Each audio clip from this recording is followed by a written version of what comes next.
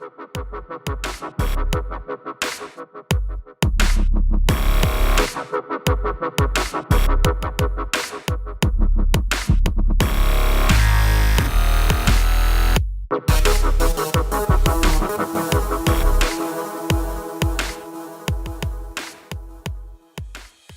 Breslin is starting to kind of get the idea that he may be disqualified. This may be a no contest, which is ultimately what happens. And as he attempts to chide Poppies for not wanting to fight on, and his idea of doing this is doing think about the way the King Hippo raises his hands in Punch Out when he reaches his hand and cocks it back behind his head before he punches you. He does that, but repeatedly punches himself in the cup. Right. Like 24 times. And that, Quadros is about to make a comment, and when he sees Breslin repeatedly punching himself in the groin, that's when he just goes, all right, we'll lay out. Generation, are you excited about it all?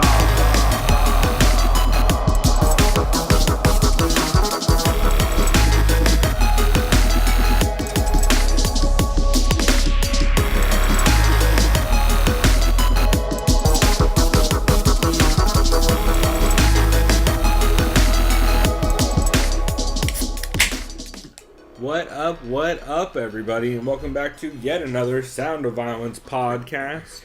I am Pulver, and I'm here with my co-host, Chris Madaffer. What up, bruh?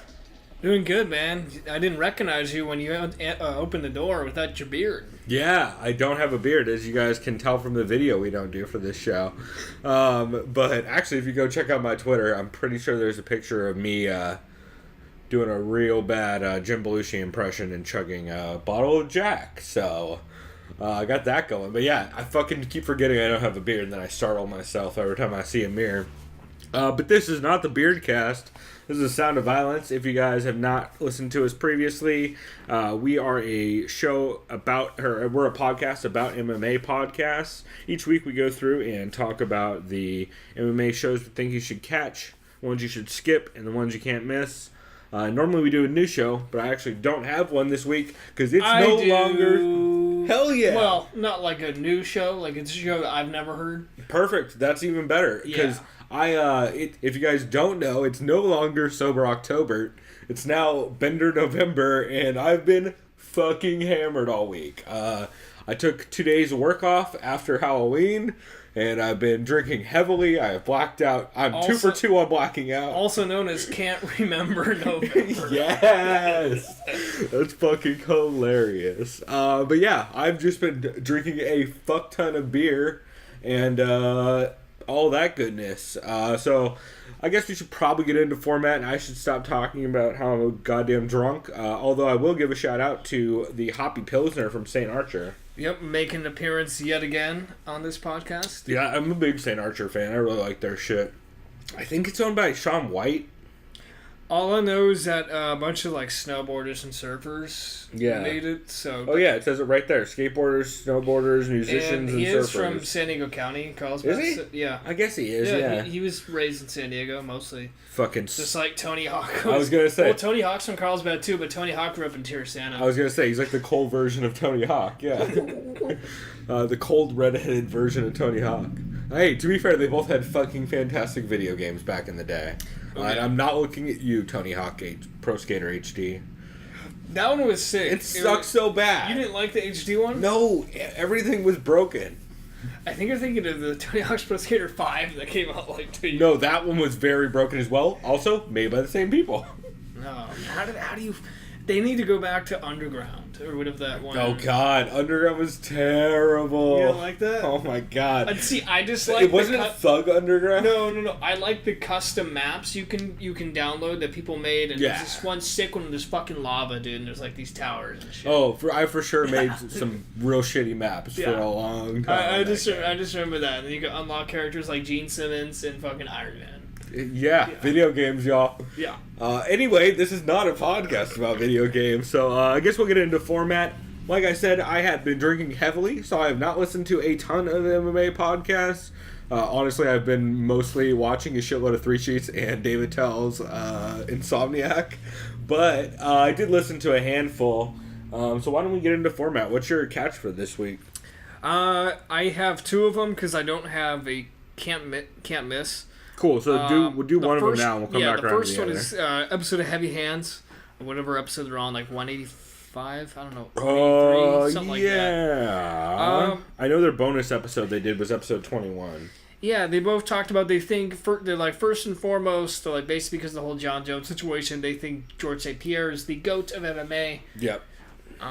It's hard to argue. You can argue Anderson Silva, but not really the if HGH, you're not really if you're fucking not allowing John Jones. You can't really allow Anderson. That's why. So I agree.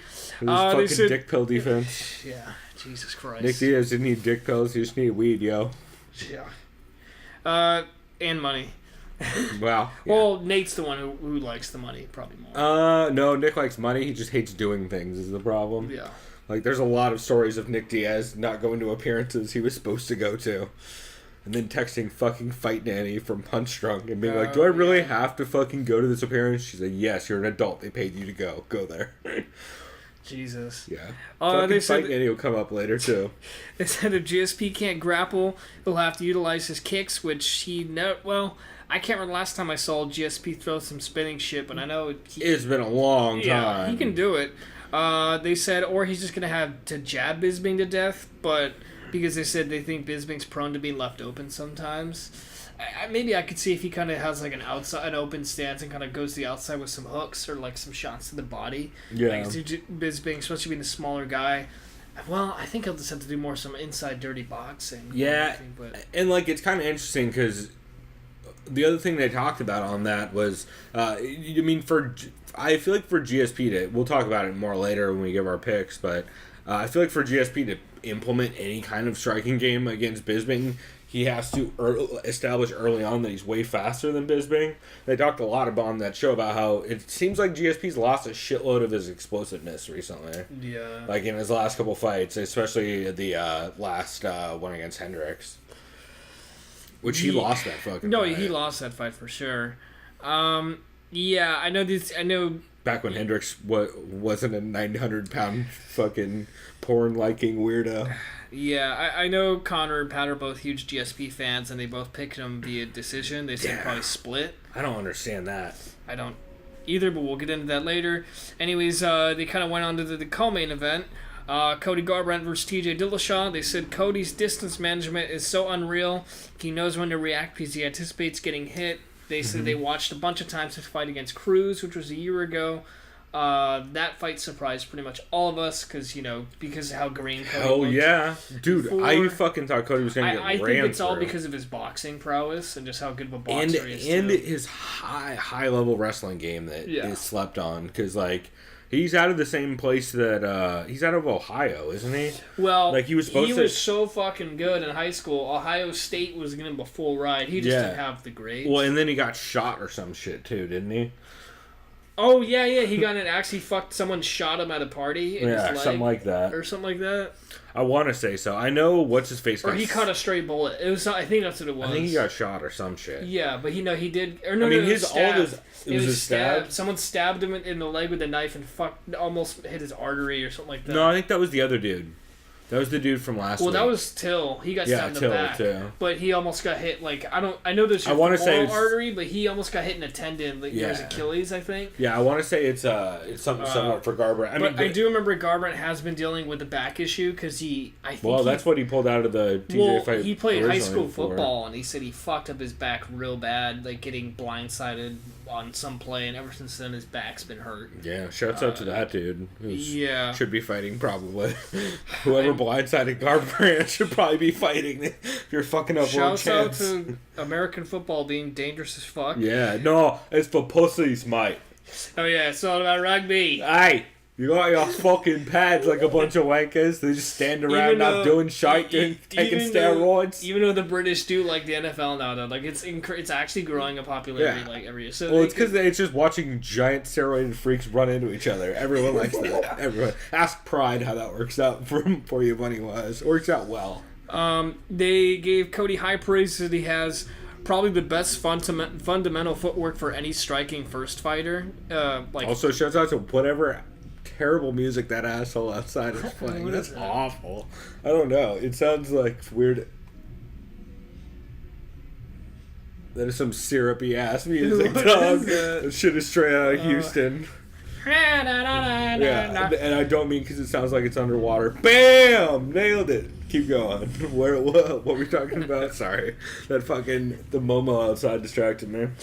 They said TJ's going to have to be circular in his footwork to avoid the Spidey sense-like countering of Cody. Yeah, Cody's crazy, like, extreme power counterpunching style is fucking scary.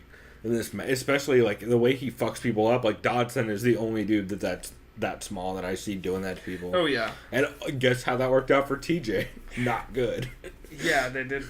They said TJ's gonna have to approach the fight like it's against Renan Barao as far as just how his movement is, moving kind of circular instead of, I guess, more lateral or kind of like up and down the line. Yeah. Their pick is Cody because they don't think TJ's chin is great as it should be. I think they both picked Cody by knockout. I mean, if Cody's gonna win, it's probably gonna be by knockout. Yeah. He could win a decision, but like, Cody's gonna be throwing for the fucking fences. And like, that dude has so much pop. Yeah, and TJ's going to be, I think, trying to wrestle in most of the fight. I hope so, man. I would be really interested to see how their wrestling game and grappling game match up. Clearly we found out how great Dominick Cruz's chin is. Can't say the same for TJ. Yeah. You've seen him get knocked out. Yeah, but by Dodson, dude. Dodson does that to everybody except for Mighty Mouse. Like, Dodson fucking ruins people's whole shit. Like, Manny Gamburian has never been the same. Because he got fucking blitzkrieged by Dodson. Jesus Christ, that was terrible. He got hit with like 400 shots. Yeah. Fucking crazy. Anyways, I'll get through. They said Rose, in her fight against Joanna, is going to win the first round because of her counters. But Joanna is one of those fighters that she just adapts and gets better as the fight goes on. Yep. And they think she's probably going to coast the rest of the fight just with her striking. I mean, I like how hyped they are for the first 2 rounds of that fight, because I think that's totally how that fight's going to go. Yeah, very plausible. The first 2 rounds are going to be fucking wild, because Rose is going to do weird, crazy, unorthodox shit, just trying to throw JJ off. But yeah, man, JJ's so fucking good. The way she's able to just download people's info as they throw at her and then just start breaking their whole shit apart is, man, I've been saying for a very long time that I am high as fuck on Rose, and I think Rose has the best chance of anyone in that division take the belt. I mean, she's on my fantasy squad, so... Yeah, and I've said for a while, she has the best chance of anyone in that division take the belt. I think so at this point, too. But, man, JJ has gotten so goddamn good. Like, her wrestling, since going to ATT, is another level. Like, she did not have nearly the fucking wrestling she does now. And she was still fucking up Carla Esparza in the whole face. Just landing, like, 400 punch combos on her. But, yeah, man, it was just that's a good episode of Heavy Hands overall. And they also did a big recap for Sao Paulo, too, and how Pedro Munoz and his crazy-ass guillotine. Yeah, I mean, that fucking guillotine is nuts, especially someone... He's hit it like 19 times, it feels like that. Yeah, I think it might remember be before, 7. who was it? Oh, no, Was Faber the guillotine guy, or was he the rear naked guy? Mm-hmm. There was another bantamweight who was really known. All of Alpha Male are known for guillotines because of Faber. That's who it was. Yeah, Faber was a guillotine monster back in the day. Anyways, what do you have for your catch this? So my catch this week, oddly enough, features one very high Luis J. Gomez and Michael Bisping. Oh, I think I saw part of Embedded. They were doing it during the Embedded. Were they? Yeah. That's hilarious. Oh yeah, because they mentioned they mentioned guys that I don't normally hear them mention being in the background. So that's funny that they were recording Embedded for that. But yeah, Perillo was in studio along with Adi Attar, who's of course the manager of Bisping. And McGregor. And a ton of people. Yeah. He was a former manager of JJ. Yeah, it's a crazy ass episode. There's a lot of people in the room they're recording. Bisping's just telling crazy fucking stories, and Lewis is high as shit. He got really high with Jason Perillo again before the podcast, because that's what Lewis does. Is just fucking dose people with weed evidently. So Jason Perillo is real giggly. And let's see. So Bisping talks about being in New York since they recorded it in the hotel room. There's also a lot of cashew eating on this podcast. If you Interesting. are into hearing Michael Bisping chew. I like cashews, but man, if I'm high, I don't know if I could eat more than a couple handful. Yeah, well, Bisping wasn't high. Well, yeah. Because Bisping That's why keeps he probably trying to. ate more. Yeah. Bisping always goes back to Lewis, being like, Lewis, you always have to talk about the weed. We know you're a drug addict, but we don't have to make it part of the show. Bisping did mention he's 15 pounds over, and they recorded on Monday, but he says that's about normal for the weight cut. They do ask Audie what Conor's going to be doing in the next fight, which basically is just Audie. Deflected. Yeah, he's a fucking manager of Tony and Conor. Like, just be glad Ali is not Conor's manager. Yeah, well, I don't know, man. It might be better. We would at least get some crazier tweets. Well, the good news for this, Conor's insinuating. His coach went out today and said, we want Ferguson next. Yeah. If your coach is saying that, is very encouraging. No, I'll say that. Yeah, but his manager also said, yeah, but he argued on the podcast, like, they both fights make sense. The Nate 3 fight or the they both make sense. It's really just a matter of what he wants to do. How about this? No, it doesn't make sense, bro. How about this? It makes sense when Conor loses to Tony, then he can fight Nate. Right. Yeah, no, that makes perfect sense. Also, I love Bisping because he just immediately shuts down the Conor talk. It's like, we're not fucking talking about Conor for an hour on my show. We're fucking stopping that right now. And then Michael Bisping proceeds to tell a story about how he bought everyone burgers just so he could watch him eat them. Oh, like he brought burgers for everyone there. Yeah, like in the hotel room, like the night before when they were all hanging out, he bought everyone a bunch of burgers with bacon and shit, just so he could watch him eat it while he's eating cashews and fucking broccoli. He probably went to fucking Shake Shack there in New York. I'm eating fucking broccoli. Yeah, I do. I'm terrible. Which, by the way, accents. dude, Shake Shack is now in UTC. I heard that. I need to go there. Fuck because yes. my buddy Kevin, he's the In-N-Out guy, born and raised here, but he's been living in Brooklyn. I heard Shake Shack. He told me is Shake legit Shack. as fuck. He's like, dude, it's like it's just as good as In-N-Out. That's what I've heard. A lot of people. Rogan was talking about it with I forget who, Bert Kreischer maybe or somebody. Bisping throws some shade at Cody at one point because of course, and I had to sit next to because each other Cody today. Well, yeah, because Cody was talking all that shit. Yeah, like, he's like, we're the real main event. Yeah, we're the real main event. Nobody cares about that shit. And Bisping says Callum could fuck up Cody and TJ at the same time. My son could fuck up Cody and TJ at the same time. It's fucking hilarious. And then Bisping eventually talks about, like, yeah, I should really stop using my son as an example because now all these fighters want to fight my kid. But Callum probably could. Callum's isn't he like motherfucker. 6'1", 6'2"? He's like a big he's kid, huge, right? and he's a high-level wrestler, and he does jiu-jitsu, and he's chill as fuck. I've talked to him on the UG. And he's on Reddit a bunch now. I think he left the UG for Reddit, which is the smart move. I'm basically about to do the same here in a minute because the UG is fucking annoying. Everyone's such a dick on the UG. Reddit, everyone's so nice. Well, relatively. It's a mixed in comparison to the way the UG goes down, everybody's a fucking sweetheart. Lewis and Perillo talk about how they're super fucking high, and Bisping breaks down his post-weigh-in meals, which is basically just eating all of the carbs everywhere.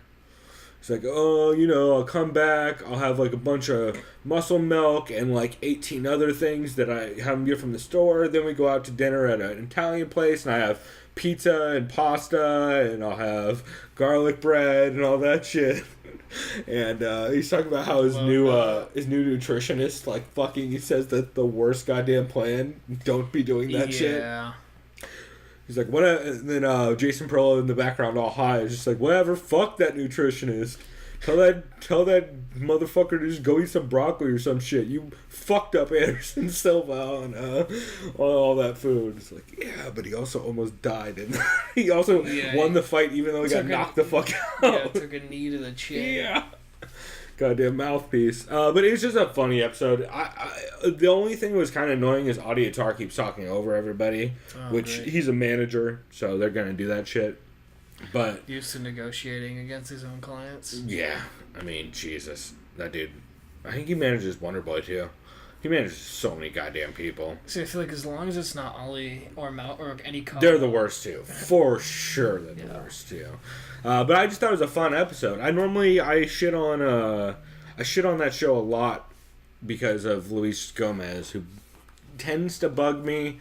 But Luis or Lewis? Either Lewis, way, it's Luis J. Gomez. I always fuck that up. I don't know why. It's because it's Gomez. Yeah. Luis. Whatever. Same thing. He's Puerto Rican, not Mexican. So that's why I need to. He's New York Mexican. Yeah, they're all the same. Fucking Jesus. Anyway, it was a fun app, and Lewis was pretty chill. It always helps when he gets Pirello high, because that always endears me to Lewis a little bit. Even if I do have to listen to horrific stories about him fucking Kim Congdon, who's a very nice young lady. I don't know if I want to hear that kind of shit. But yeah. Cool, man. It's pretty good, man. So what's your skip for this week? It's actually a new podcast I have never listened to before. Wait, your new is your skip? Yep. Well, I have 2 new ones. Oh shit. Hell yeah. So what's the skip? The MMA analysis. I've never heard of this show. Yeah.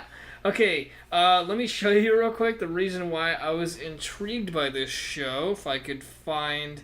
I went to MMApodcast.com. Great website. Because I figured, wait, That's where I found about a lot of them. Let me just show you their logo for their new episode, and this is why I was intrigued. Oh, okay. So that's actually the show. He is referencing the logo that... Or is this not the analysis? No. Maybe that wasn't the analysis. Fuck, which one was the analysis? I bet it was the same logo, though, because that's the logo that shows up for every show that doesn't have artwork. Oh, okay. Yeah. No wonder. So, but it's hilarious, because if you guys don't know, on MMApodcast.com, you can see funny. the fucking troll frog snorting the Pepe the Frog snorting lines of coke, which is the image artwork for any show that doesn't have artwork. Anyways, I can't remember this guy's name except this one guy, Wes, who just sounds like a straight from the South. First off, they talk about how much they don't like Tyron Woodley. They think he's a bitch, which... Okay, go ahead and call her a bitch. That's Thanks. aggressive. They also said they don't... How do you call yourself the analyst if you can't find her bitches? They said they don't like Yannick Cormier either, so that was strike 2. Okay, yeah, They clearly. said they don't like... They said Daniel Cormier is that kid in class who, if there's someone who... If the teacher forgets to remind the class to turn in homework, hey, teacher, do we turn in our homework? And then everyone has to turn it in. He said he's that guy. It's like, okay. They sound... like casual as fuck fans. The guy Wes, he's like Hawker and Diaz should find a new profession. Lost like 3 fights in a row, and I think it's gonna work out for him.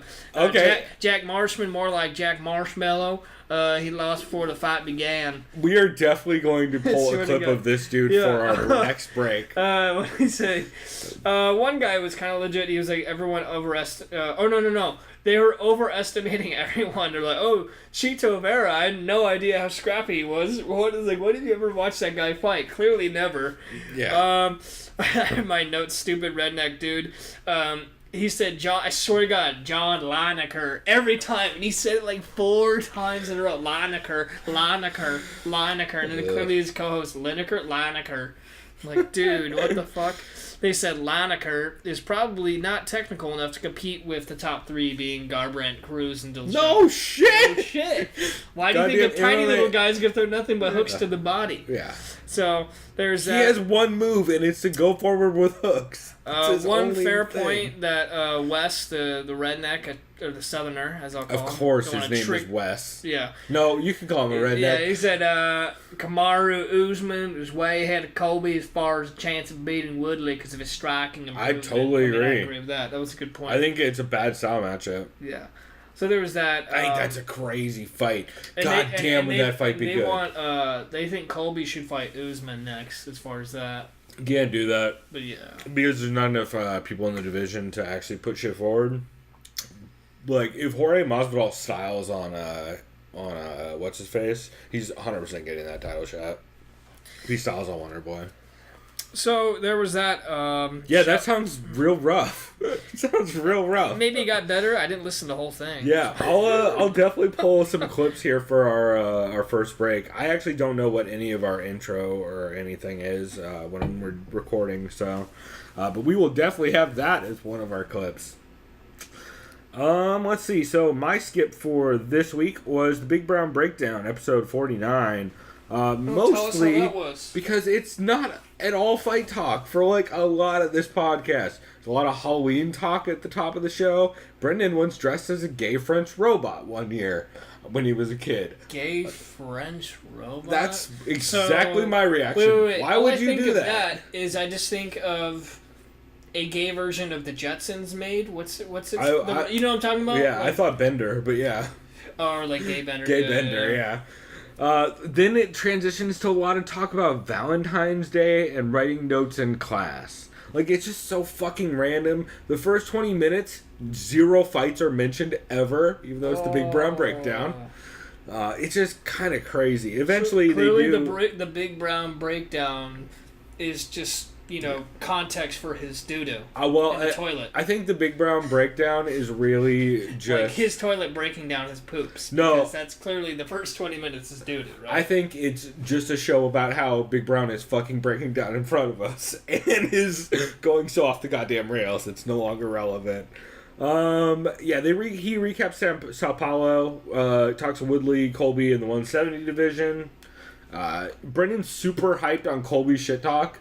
He keeps saying, Colby, here's the line, you need to run through that motherfucker. Just start saying crazy shit. You're like, he called all Brazilians filthy animals. I don't know if he's apology basically called them worse than animals. Right, and by the way, running through that means probably just like yelling the N-word at him. Like, I don't know, at a certain point, like, I don't know what he's asking for. He's like, you should be the heel. It was just rough. There's a lot of that. Brendan does actually mention a couple interesting things. He talks about the TJ drama with Team Alpha Male, and he does say that TJ's just one of those motherfuckers who spars way too goddamn hard all the time. And he says Dwayne Payne Ludwig is the same goddamn way. He also names off like a handful of other dudes like Shane Carwin, and he's like, certain dudes who just fucking every time you spar, they just come to fucking fight you. And generally, they're at the top of the sport, or are either future or former champions. Which is kind of interesting that he brought that up. And he makes another good point that they probably put Hendricks on the main card because he's the last guy to fight GSP. Oh, yeah, that's kind of neat. Didn't even think about that. But yeah, a couple of really salient, smart points from Brendan that I thought was just kind of interesting. And yeah, he was talking a lot about... just like the TJ Alpha Male stuff, because he knows all those guys really well. He did mention that he talked to TJ, and he was like, listen, like, this Cody Garbrandt fight's fucking crazy. He said he was talking to him off air after he was on, and TJ said something along the lines of like, yeah, but like, do you think that Cody beat Dom because Cody was really good, or because Dom was really off that night? And it's like, Brennan's like, I don't know, could be a little both. Because Dom was off as fuck. No. I think honestly Cody's good. Yeah, there's no denying that. You have to be good to beat someone like Dominick Cruz. Yeah. But I also do think Cruz was fighting opposite fights. He doesn't go fight forward. Yeah, exactly. I feel like I almost am so. I would put money on it. If Cruz rematch Cody, I'd probably take Cruz in a decision. I think so too. He would just be having whiffing. Yeah, and I think so. But like, also TJ mentioned like, Cruz didn't fight Cody the way he fought me. Like, if he did, he would have Cruz looked like fight. prime Cruz against fucking TJ. Yeah, it was incredible. Yeah. So I thought that was a really interesting, subtle note from Brendan. So while I say this episode is a skip, it's not entirely a skip, but I just told you the only relevant parts in it. Other than that, it's a lot of fan questions about Connor and bullshit like that. So not the worst episode, but when you start with 20 minutes of Halloween talk and passing notes in class, at one point he references TI-88 calculators. He compares them to the iPhone X of... he's like, that was like the iPhone X of fucking the 90s. You're like, gee, I used to write boobies on it. It's a little... I was like, what the fuck is this show? It's not the fighter and the kid. You have to be super fucking stoned. I think kind of get through that. Yeah, I think Brendan is just starting to try to work his material into the podcast and see if shit works, because it's getting rough. But he is headlining Zanies in fucking whatever, Nashville, Tennessee, or some shit like that. So if you want to go see Brendan, Unfortunately, I heard Sam Tripoli's down here this weekend too, but I'm missing that. Oh, cool. But Sam Tripoli's great. Anyway, yeah, it was an okay up. It wasn't the worst thing ever. All the rambling from Brendan kind of threw me off. But what's your can't miss for this week? I might as well that's right. You have like a second catch, can't right? miss. I like the Luke Thomas live chat a lot. I like that too. It was just classic Luke Thomas live chat. Yeah, he talked about how American Top Team is so large that they have their own cliques in the gym. Yeah. Something I could believe 100%. Yeah, and somebody else talked about that too this week. Yeah, fuck, who was it? Because they were talking about the Brazilians only hang out with the Brazilians. Oh, Dean Thomas mentioned it on Unfiltered when I listened to it. Oh, I missed that one. He called in for a quick 5 to 10 I minutes. love Dean Thomas. Luke's talking about how Colby Covington just went from being a nobody to now someone on people's radar. Very true. Yeah. And he is now actually the number 3 ranked welterweight, which is insane. I would probably put him at number 5 right now, or number 4. I'd probably 5. I'd probably put him at number 5. Fucking 6, 5, 6. I would have to see. He was number 7. Yeah, I would have to see the lineup. I don't have it in front of me. They said, what is the consensus for crossing the line? Colby didn't cross the line. He just danced on it. Yeah, I don't think he crossed the... Well... Brendan Shaw wants him to fucking put his dick in the line, so... Yeah, and more like just take a shit on the line pretty much, too. No, any of the above, yeah. Yell racist shit at the line. Luke says fighters should be able to antagonize the crowd. It's just entirely up to the crowd to how they... react. Luke did say Brazilian is a beautiful country, however the fans aren't really that great considering they only cheer for their own fighters and are dead silent. He said it could be like 2 non-Brazilians having a banger and don't give a fuck. They don't care. And it's true, it's a good point. Yeah, Brazilian fans have always been that way. I mean, even if you go back to the old school Vale Tudo fucking IVC fights and shit where Chuck Liddell's fighting fucking what's his face, Pele, crazy old shit like that. Gary Goodrich is fighting random Brazilian dudes in a one-night tournament. Yeah. It's the crazy mirror ceiling. God, I love IVC. It's so cool. Yeah. But yeah, fucking. They're a very fickle crowd, the Brazilians. They're very peculiar for sure. He also this is the thing where but they're used to being insulted. To be fair.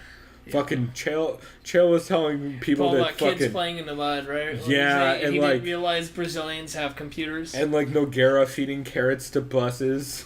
Oh yeah, that was all kinds of racist shit. Or was that Silva? Maybe it was Nogueira. I think Vanderlei. No, it was probably Silva. Yeah. I don't know. Chael would just fucking open up on anyone who talks. One thing Luke did say that made me interested is he talked about the whole Team Alpha Male feud. He says he's tired of hearing about it. He says the whole thing about it is he says he doesn't think Alpha Male story lines up really at all anymore. He says it's all a bunch of sour grapes. He was saying he said the reason why is Chris Holdsworth, and I listened to his interview on Arrow Home. Oh, I didn't, so... Basically, a couple of years ago, Luke said he had asked Holdsworth about the incident. For those who aren't aware, TJ Dillashaw, when he was still with Alpha Male, right after Holdsworth had won The Ultimate Fighter, it was a season with Rousey and Tate, which was 3 or 4 years ago, whatever they did that season. He was doing some grappling practice. Allegedly, TJ had kneed Holdsworth basically on top of the head. Yeah, dropped a knee on the back of his head when he was down. Yeah. And apparently Luke Thomas said when he had asked about Holdsworth that, he said that didn't happen. And this was 3 or 4 years ago. And now his story is conveniently during the week of the fight. Oh yeah, that's 100% true. And then but they're just being inconsistent is what you kept mentioning. I mean, because it might be true, and he might have been covering it up since he was on the team. What I do think happened is TJ definitely probably fucked him up because he just goes hard. I definitely think Faber has even talked about it on Rogan's podcast. The one thing I don't like is how salty and sour grapes fucking Alpha Male is. Because, first of all, if that really bothered you at the time, you'd probably kick someone off the team for pulling some shit like that. And that's the point that Luke kept making is, you kept him on the team, and then you shit on him when he left the team.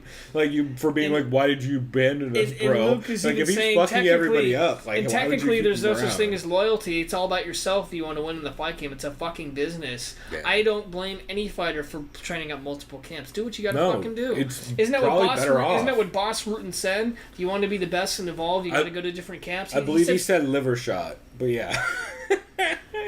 Yeah, no. I mean, it's going to different camps. Smart coaches will encourage you to go to different camps. And then lastly, not be in Edmond. He talked about there's a difference. He said, I want to make the distinction between He says, don't get me wrong, there's very talented All-American wrestlers, a lot of NCAA champion wrestlers, and All-Americans. Who aren't national.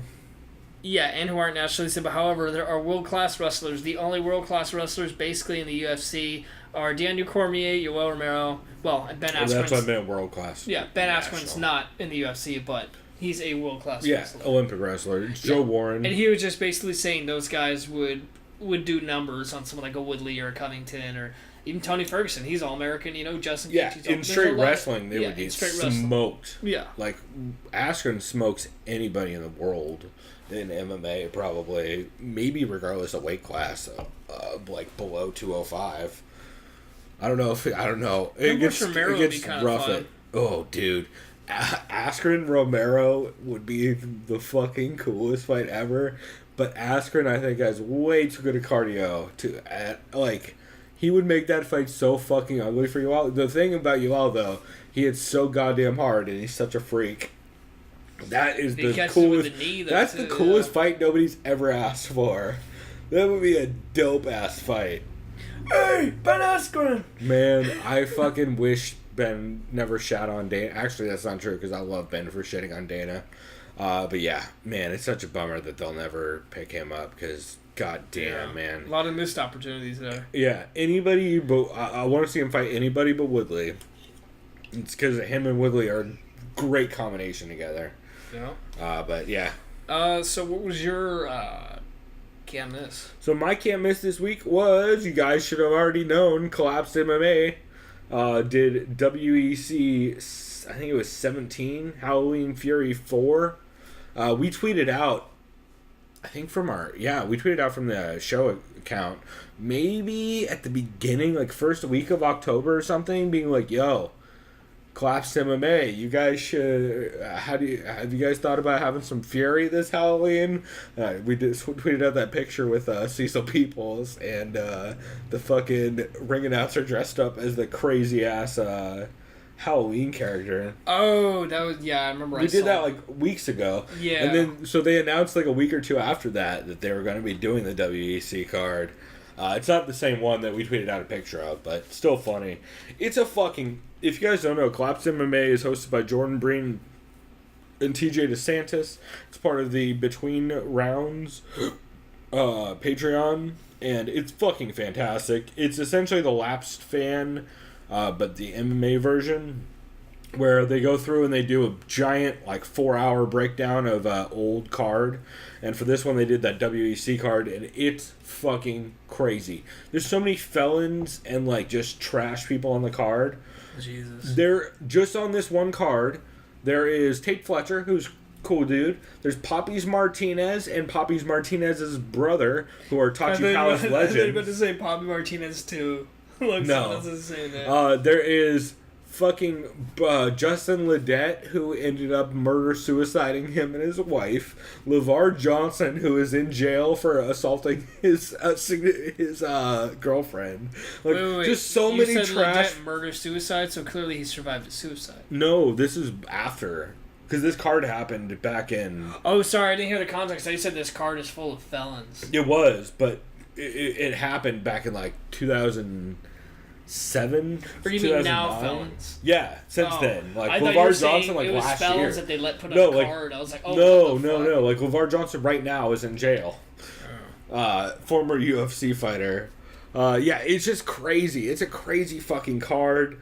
They talk a lot about how Jeff Blatnick is maybe one of the greatest gifts to the sport that we've ever had. Justin Ledet, didn't the guy just fight? Not Justin Ledet.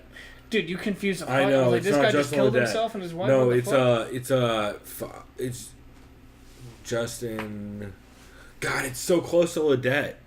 Justin Ledoux. Google Halloween Fury 4 while I talk about this, and look for the guy named Justin with an L for a last name. Anyway, so they do talk a lot about the old school outdoor Tachi cards that they would do in the parking lot, because TJ and Breen have commentated them in the past. They talk about the crazy weather at Tachi, since it's basically the fucking desert in NorCal, so it goes from crazy hot to crazy cold in an hour. Yeah, there's nothing showing up, just Justin Timberlake. No. I mean, Google Halloween Fury 4. I did. No, the card. Like, Google WEC Halloween Fury 4. Oh, okay, there. And go to the show. Halloween Fury 4 system about Justin Timberlake. Yeah, go to the Shirt Dog page, and it'll tell you the dude's name. Yeah, they talk about some future cards they want to cover, like UFC 40, WC 53, Ali Inoki. And they also mentioned that coming up next, they're going to be doing a lead up to UFC 40 by doing UFC 13, 19, and 40, which I'm fucking hyped about. Mostly it's just a lot of Tachi Palace talk, which is fucking... I always love. It's fascinating. Actually, there's a Tachi Palace card happening as we record this right now that TJ is commenting along with Leslie Smith. Fucking huge... Justin Levens, thank you. I told you it was very close. Yeah. It's literally like fucking two letters off. You're probably say Levette and then you're close. It's two letters off. I saw Mike Pyle's on here too. Yeah, Mike Pyle, LeVar Johnson, Shane Carwin, Tate Fletcher. This guy looks Poppies like Martinez. This guy looks like a psychopath. Jimmy Dexter. Oh yeah, he's not even as bad as the fucking I believe they call him Meth Lindland, the guy who fought Poppies Martinez. Dude, all these guys look nuts. They're all what the insane. fuck is up with this guy's hair? Oh yeah, that's Tim McKenzie, dog. Yeah. Of course. Yeah, Tim McKenzie always has crazy hair. Yeah, it's just a fucking crazy card, and it's hilarious. I love the show. Breen and TJ are doing something special, and I highly recommend you check it out. Like I said, they're going to be doing UFC 13, 19, and 40 here coming up shortly, which I believe is the rise of Tito, I want to say. Oh, Jesus or Christ, like this that. guy was on the fucking card. Gabe Rudiger, yep. There was a fucking lot of crazy shit on that card. It's pretty fun. So I highly recommend checking it out. I think it's only I think it's like $3 to join their Patreon. And they have a lot of episodes you can check out for free. So link in the description like always. And I highly recommend giving it a listen because they're doing something special over there, and people should be hyped on it. Also, if you guys don't know, for $50 you can tell them a card that you can request them to do a crazy UFC card or any card, which I really want to do. King of the Cage Wet and Wild, the King of the Cage outdoor show where it rains. Oh yeah, we've watched that before, right? It's so fucking crazy. Everyone's just eating shit the whole time, and like, oh god, it's insane. Anyway, that's my can't miss for this week. You said you had a new show, right? Another one, yeah. It was. Oh yeah, apart from the crazy guys. Yeah, your boy Wes. Yeah, my boy Wes. Oh yeah, of course it's his name. It was Keyboard Warriors. What is this? Keyboard Warriors number 74. I've seen that show around on MMA Podcasts. A lot of these guys are very hyped. A lot of yelling over each other. It wasn't bad. They talked a lot about Tony Ferguson. They talked about Conor. Talking about I don't believe this at all. They said if Conor were to lose 2 or 3 in a row, he'd be released from the UFC and go to Bellator. No. No. And like he'd be irrelevant. And they're like raising their voice like Jesus. They're like, Conor has UFC by the balls. He needs to rack up some wins before he can ask for a promoter rank or whatever the fuck he was asking for. Yeah, he's asking for. They're like, the reason why he wants to be part of the promotions because he can't be a boxing promoter. The only real fighters left really in MMA are the Diaz brothers and Masvidal. But Conor's the most popular because he did what Ali did. He called his shots and backed it up. I don't even necessarily disagree with any of that. I know, it's funny. I'm sure the delivery was rough, but like that's the kind of how it sounded like. Just a lot of yelling and shit. Like that's not a terrible. And then take. they talked about Masvidal and Conor saying the word faggot doesn't make them homophobes necessarily. It's just old habits. Of course, those bros would say that shit. Yeah, I know.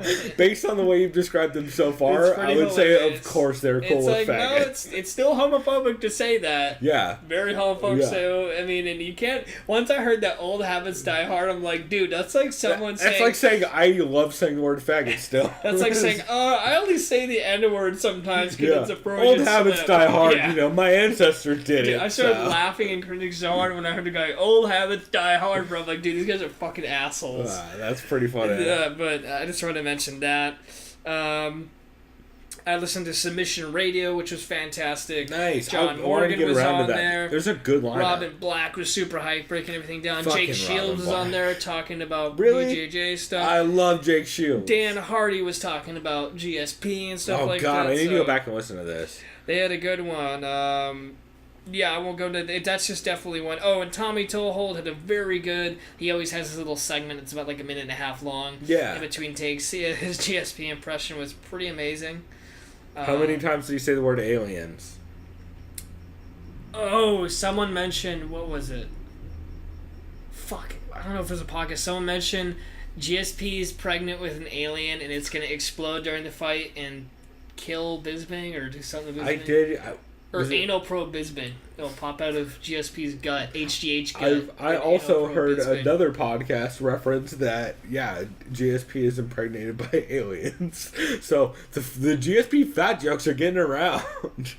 And then I remember someone on Reddit was like, oh, why is GSP like fattish looking? And it's like, oh, and then they just linked to like traditional martial artists. It's because the whole some core strength thing putting on weight. It's like, I don't know. I don't know, bro. He looks fat to me. I don't look into that, so... I had a couple wrecks this week that were pretty solid. I do want to give a shout out to the co-main event for coining the Nami Yunus Deadpan and Mark the Beer God beer. Oh yeah, didn't they Both say of those he'd be lines. that'd be like a title in a frat? Yeah. Yeah. Both of those lines were my favorites. Like the Nami Yunus Deadpan, it needs to be a thing because it's already great, but that phrase is even better. Like I just want to start giving the Nami Yunus Deadpan to people at work. Then they talk about like Mark Godbeer with a name like that clearly has to drink the most beer out of anyone, like in one sitting. Something like that, yeah. Frank the Tank-esque. Yeah. Anik and Florian had an alright podcast, episode 129. They announced they're joining Fox Sports, which, great fucking plan, y'all. Worked out awesome for Brendan Schaub. Did not work out awesome, if you remember Brendan Schaub. Oh, didn't they kind of censor what he could No, do? they take half your money. First off, yeah. they take half your ad money. Was that when the fighter and the kid was on there? Yeah, the Fighter and the Kid was originally a Fox show. It's bad. Networks, you shouldn't be on a network ever, probably, if you're a podcast. They rarely are to benefit you. They're mostly to benefit fool the me network. once, shame on you. Yeah. Fool Shouts me out twice, won't get fooled again. Yeah. Shouts out to fucking the goddamn Podcast One network, you cunts. They fucked over so many good podcasts. Not gonna anyway, lie, when I first saw that, I thought it said Podcast Stone. I'm like, that makes no sense. Yeah. Let's see. They do talk a bit about Brunson's win over Machida. And Tyron calls in to talk about his TMZ show and working on movies. Oh, the Hollywood Beatdown. Is that what it's called? Yeah. That he's doing on TMZ, which we talked about last week. Masvidal calls in to talk about American Airlines fucking him over in his fight this weekend. Oh, I had to wait 6 hours in the plane. Yep, that's fucked up. Evidently, Masvidal's been working on the Spanish broadcast team, which is cool. Oh, yeah, huh? Longo calls in, talk GSP. And Anik does point out something that I am going to enforce from now on. It's not Yon Jacek, it's Yon Jacek. So it's Joanna Yon Jacek. So it's Jacek? Yeah, but everyone says Jacek, and he's like, it's Yon bothering me Jacek? that no one gets this right. Because if you listen to her say it, she clearly says Yon Jacek. Okay, well, that's good to know. Yeah. And then Johnny the Greek calls in again. But yeah, just great example of why I like that lines, show. Ever follow them enough to know whether or not they're consistent. And like most of them are putting money on such weird like fucking... Oh, they're like doing weird props most of the time. Like Luca Fury loves some fucking props of like the under... Which, to be fair, I made decent money on the under of Brunson Machida. And, like, Brunson Machida would not go the distance was the easiest money of all time. Like, there's no fucking way that fight goes the distance. Heavy Hands did a bonus episode on Patreon, episode 21, where they talked a lot about how terrible the Thompson-Woodley fight was and how mad the crowd got when Pat Wyman was there. And they also break down the Masvidal, Hendricks, and Duffy fights. I think the only other one I listened to was Punchdrunk. It had a great episode, episode 255, where they had Brian Redband in the studio, and they had Mickey Gall call in. Brian Redband or Reben? Redband. It is Redband. Yeah. I'm thinking of a different guy named Brian Reben, who's another comic. Regan, not Reben. That's Brian right. Regan. Okay. He's the dude who has the, he used to have a terrible bit, like commercial bit on Comedy Central. He's a clean comic. Yeah. He's like a Jim Gaffigan type.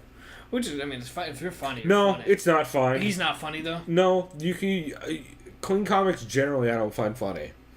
Like I kind of just okay. I assume you're choking the shit out of your children behind the scenes. This is the thing. Or raping everyone. Shouts out to certain Jim Gaffigan Bill has had some funny or jokes. Doctor. But when I saw Jim Gaffigan on Jim Gaffigan's very funny. When I saw him on Jimmy Fallon, and I remember Jimmy Fallon's like, "You're not allowed to cuss." He's like, "That's fucking bullshit," and I kind of freaked out. He's like, "Dude, no." He's like, "I just feel like it's a better way to just release the jokes." No, and Jim Gaffigan is one of the rare dudes. But like also the thing is with dudes who don't swear or like say anything fucked up. They generally, number one, I find way less funny. And number two, they generally have a lot more gimmicks. Like Jim Gaffigan with his fucking Hot Pocket bit and like his food gimmick. Or his inside headphones. Yeah, it's just like, I'd way rather hear you, I'd way rather hear fucking Doug Stanhope talk about a whale raping someone in front of them and then dying or whatever the fuck bits he's mentally challenged versus mentally disabled or some shit like that. I love me some Doug Stanhope. But anyway, back to Punchdrunk, which actually they had Doug Stanhope on. They did a live podcast at the All Things Comedy convention or whatever the fuck they did in Arizona, where Doug Stanhope, Bert Kreischer, and somebody else was on, and I have not gotten a chance to listen to that one yet, but that's on their Patreon page. They put that up. But Redband's in studio for this episode, Sports Band as he's known on the show, and Mickey Gall calls in because they're longtime fans and friends of Mickey Gall. Yep. Jason Tebow is evidently starting a new podcast called 92.7 The Pod, where he should have called it The Pud. I'm sure it's fucking hilarious. Jason Tebow's one of the funniest people on the planet. And his gimmick every week where he does Dates Out the Gates, where he tells a bunch of dates he's going to be doing, like comedy dates he's doing, all at made up places, all mostly very gay acts. That's pretty great. It's like, I'm be working the glory hole at Glory Holers and or at Holy Glory, and yeah, it's fucking generally horrific. There's a lot of a lot of talk about what they call the reverse Kobayashi.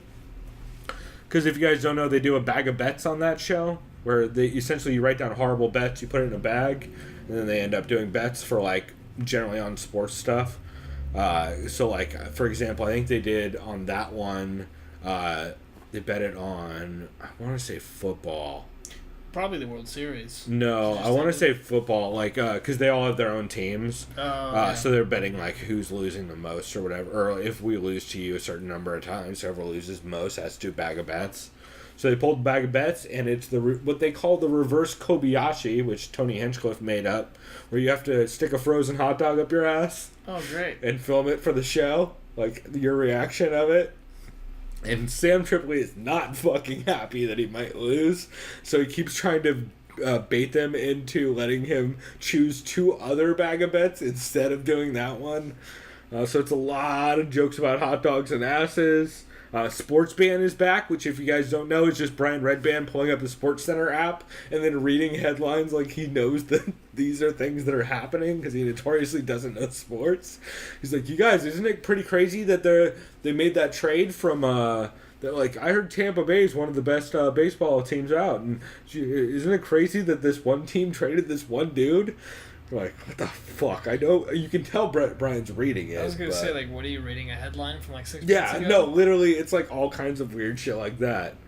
But it's just it's goofy because Brian fucking hates sports.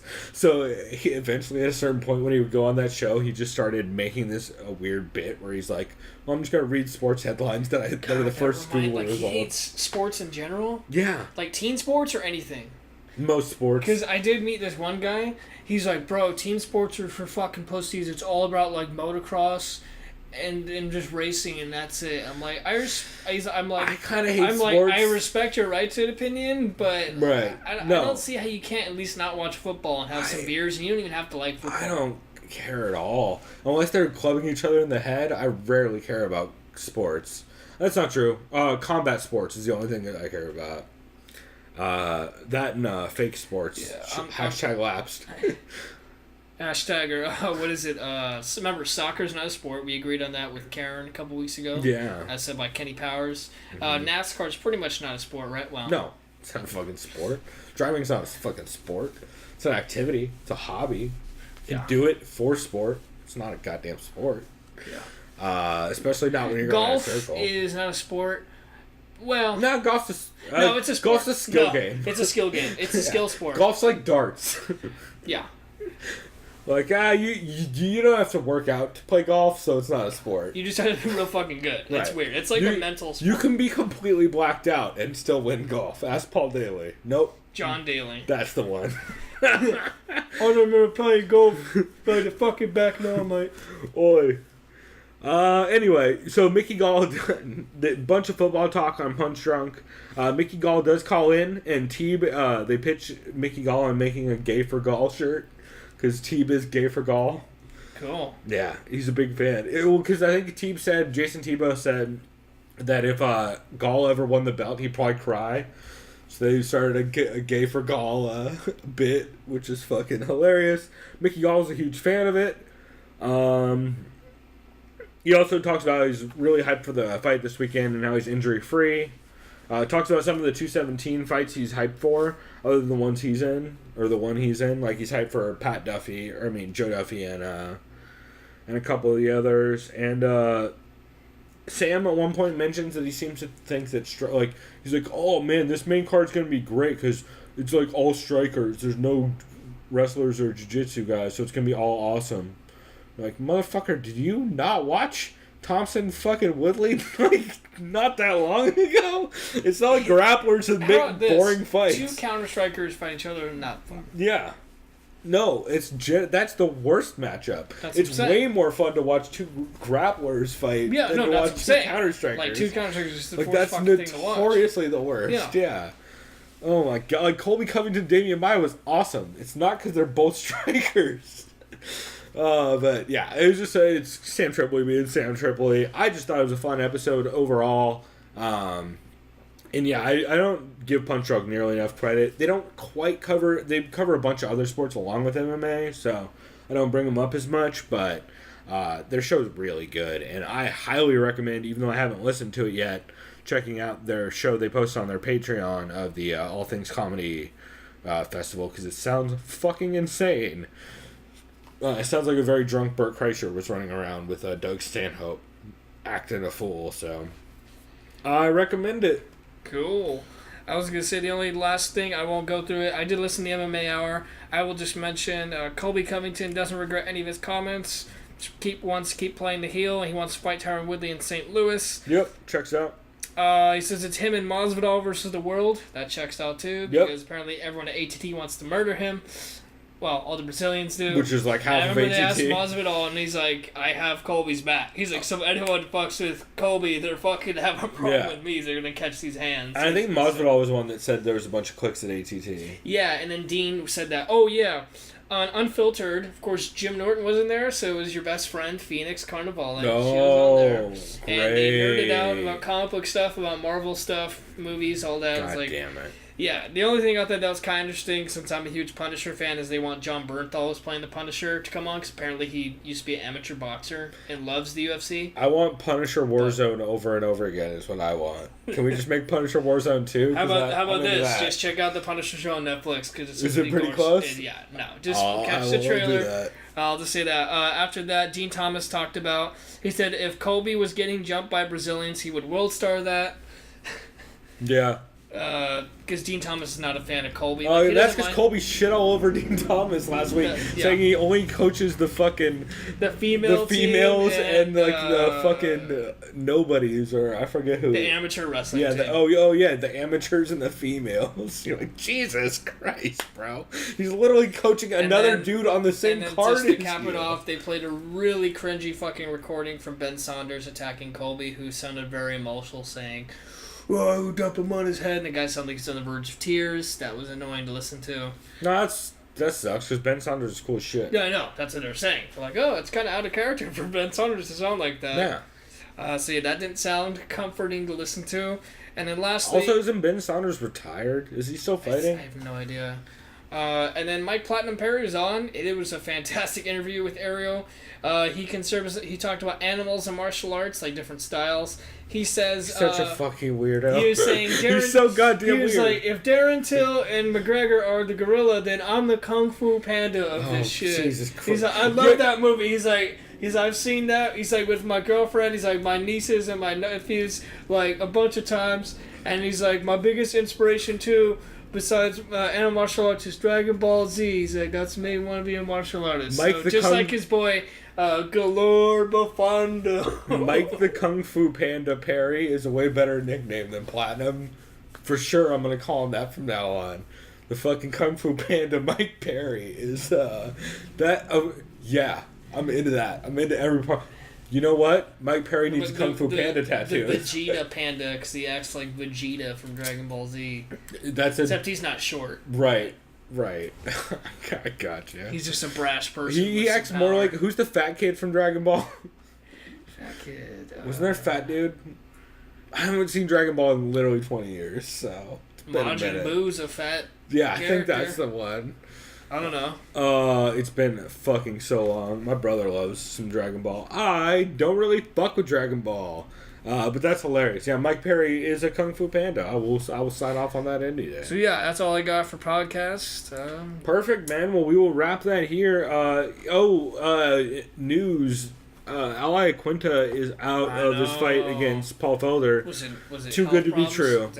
Yeah, it's an injury. I don't know. Undisclosed. That's a shame. Oh, and one thing I almost... Who's taking over for that fight? Do you remember? I forgot. Somebody. Charles Oliveira. Which, I love Paul Felder in that fight. Yeah. I think he fucking murdered Charles I gotta Oliveira. check, by the way, if he's available on... Yeah, I was just thinking the same thing. God damn it. Yeah. Real quickly, they had a pre-fight press conference today. Cody Garbrandt, not the sharpest tool in the tool shed. Yeah, I mean, that kept blasting. Well, we found out that last year with his thing. Dom. He's gonna bust all over Don's face. Yeah, no, so gay. eat everything he got.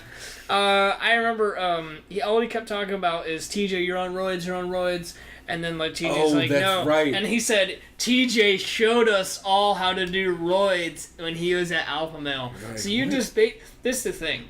I wouldn't be surprised if half that gym was on roids, because mostly everyone does roids in MMA and they just get away with it, probably. Yeah. Oh, well, except for Alliance, because Alliance, because Alliance is legit. Well, and because a lot of Alliance fighters like Chris Stanley were tweeting out, "Yo, countdown to USADA going out to fucking Team Alpha Male." I remember someone had a GIF like on Reddit. It's like USADA standing outside of Team Alpha Male, and this guy was just like this. Yeah. It's like, he's ready to fucking catch someone. By the way, Chris Stanley, if you guys don't know, had the best Snake Eater costume over the weekend.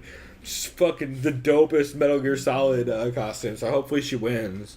Although Jinyu Fry may take the Invicta costume contest with her. I think she's Leia or some shit, but goddamn, Chris Stanley killing it.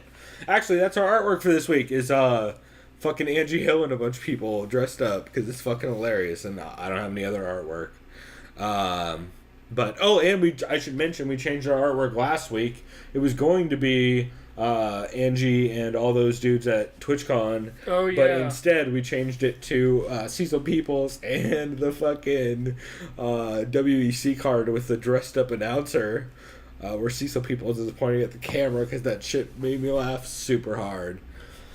So we'll wrap this segment here. Our next segment, we're going to come back and quickly break down the Sao Paulo card that happened last weekend. And then we'll get into our third segment where we will talk about the upcoming 217 card, which I am fucking hyped for. Oh yeah, dude, card of the year. But yeah, by far, right? So we will be right back, but until then, you can listen to that one weird redneck say crazy person shit. Wes. That's right, your boy Wes from what show? MMA analyst? The MMA analysis. Yeah, here's the redneck trying to give analysis. So, be right back.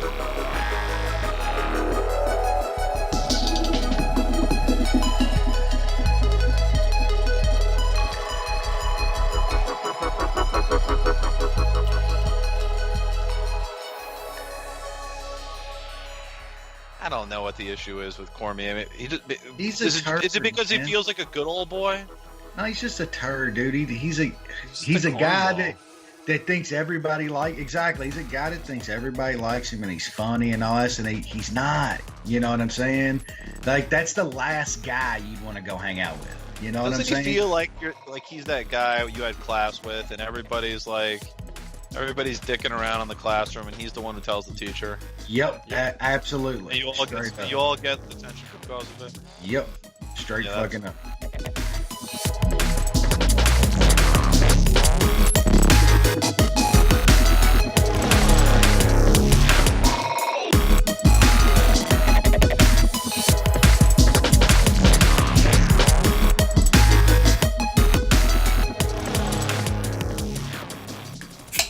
Alright, we are back. I am opening another beer because it is no longer motherfucking sober October. You guys, I miss beer so goddamn much. I'm drinking a Holiday Haze IPA from Sierra Nevada, which I haven't had yet, so that should be interesting. But looks pretty smoky. Yeah, I'm kind of interested in it.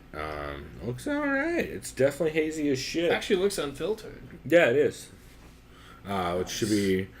you might even call it Matt Serra-esque.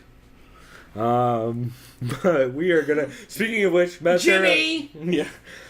Speaking of which, Matt Serra and Dean Thomas should be on I believe they're putting out a New York episode of Looking for a Fight. Oh, that's right. So I'm very hyped about that because I actually love looking for a fight. If you happen to be in New York and you're running to Dean Thomas, buy him a watermelon beer. Don't do that. Don't do that. To be fair, that fucking place doesn't even sell watermelon beers anymore. Fucking whatchamacallit? Oh, the Camel Burger place, which is Crazy Burger. Crazy Burger. Because I went there like a month after that happened, and they didn't have the 21st Amendment watermelon. By the way, one beer I did taste that's a super fruity beer, but it tastes really good. It's by Golden Road, the LA craft beer. Yeah, I think it's called Mango Cart. Fucking phenomenal. I usually don't like sweet beers. Yeah, this almost tastes like you're drinking mango juice, but it's fucking fire. Sweet, I'm gonna check that out. Yeah. But we are not a beer podcast. We're a motorcycle podcast. And that was a motorcycle. Anyway, we're going to break down the UFC Fight Night 119 Brunson vs. Machida card, which was fun as hell, man. Yeah, except for the main event. Well, I mean, it was sad. But actually, it shouldn't have been sad for you. You picked Brunson. Well, I'm just mad because I didn't win my quarter one in fantasy. That's true. You literally got fucked by Derek Brunson. Yeah. Or by Machida. I lost by 3 goddamn points. Yeah. Which literally, if Machida's chin would have held up for like 3 minutes longer, you would have won that fucking To be fair, I felt season. like Covington should have gotten me more than 16 points, but I guess not.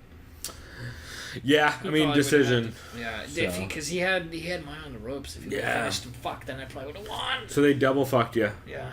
But if you guys don't know, I don't know why you'd be listening to this, but Brunson was able to get the knockout over Machida in the first round. Do you want to start from the top? Yeah, let's start from the top. Fuck it. And man, it was fucking... So Brunson did exactly what I thought he was going to do, where he sprinted face first into Machida's left hands like 3 or 4 times, but it just did not phase him like I thought it would. Is his boxing pretty underrated, or is this just something that Machida wasn't prepared for? He's got pop. Machida looked off. And Machida's been getting fucked up lately. Like, if you remember the Yoel fight. Oh, yeah. Where he got elbowed to be death. Fair, like, I think they shared his last 5 fights. Didn't he fight, like, Rockhold, Romero, and, like, some other killers? Yeah. Fuck. Weidman was in there. Oh yeah. It's brutal for sure. He's had a rough path. But man, yeah, Brunson just looked good. He came out super strong.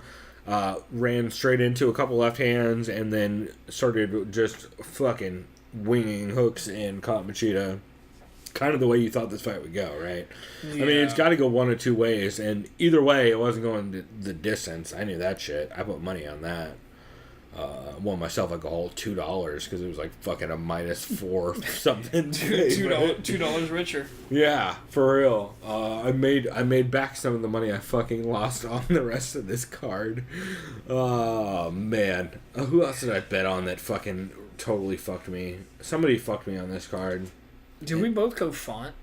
I know there was someone that we both picked. We're like, oh yeah, he's gonna win. Oh, I picked Nike Pierce. Oh yeah, Pierce fucked me, and somebody else fucked me on this card. I know you picked Carlos Jr. I know you picked Vera, but I think I picked him. I can't remember. Here we'll look at our. Here I got him right here. So we'll start at the top. I guess I did pick Lineker. Yeah, we'll start at the top. So you had Brunson, I had Lyoto. Unfortunately, I was not able to get out of that one. Oh, yeah. I went against my fantasy pick. I picked Maya. That's comedy. Yeah, you did pick Maya. And I went with Colby, even though I wasn't that confident. But Colby the Delicious Cheese Covington, as the Hammer MMA puts it. Colby, this place is a dump. All of you are filthy animals, Covington. That's right. Colby the Racist Covington. I thought that was fucking great. I'm sorry. It's fucked up, but if you're playing the heel, just embrace that, dude. Why not? Oh, for sure. Andy's down at ATT where they're like fucking all pro wrestling all the time nowadays. Fucking Dan Lambert's having his belt stolen out of his gym by Stephen Bonner and Phil Baroni and crazy shit like that. What's it called? Like, they're just, Impact Wrestling? Yeah. Yeah, I need to start watching that because it's got to be hilarious.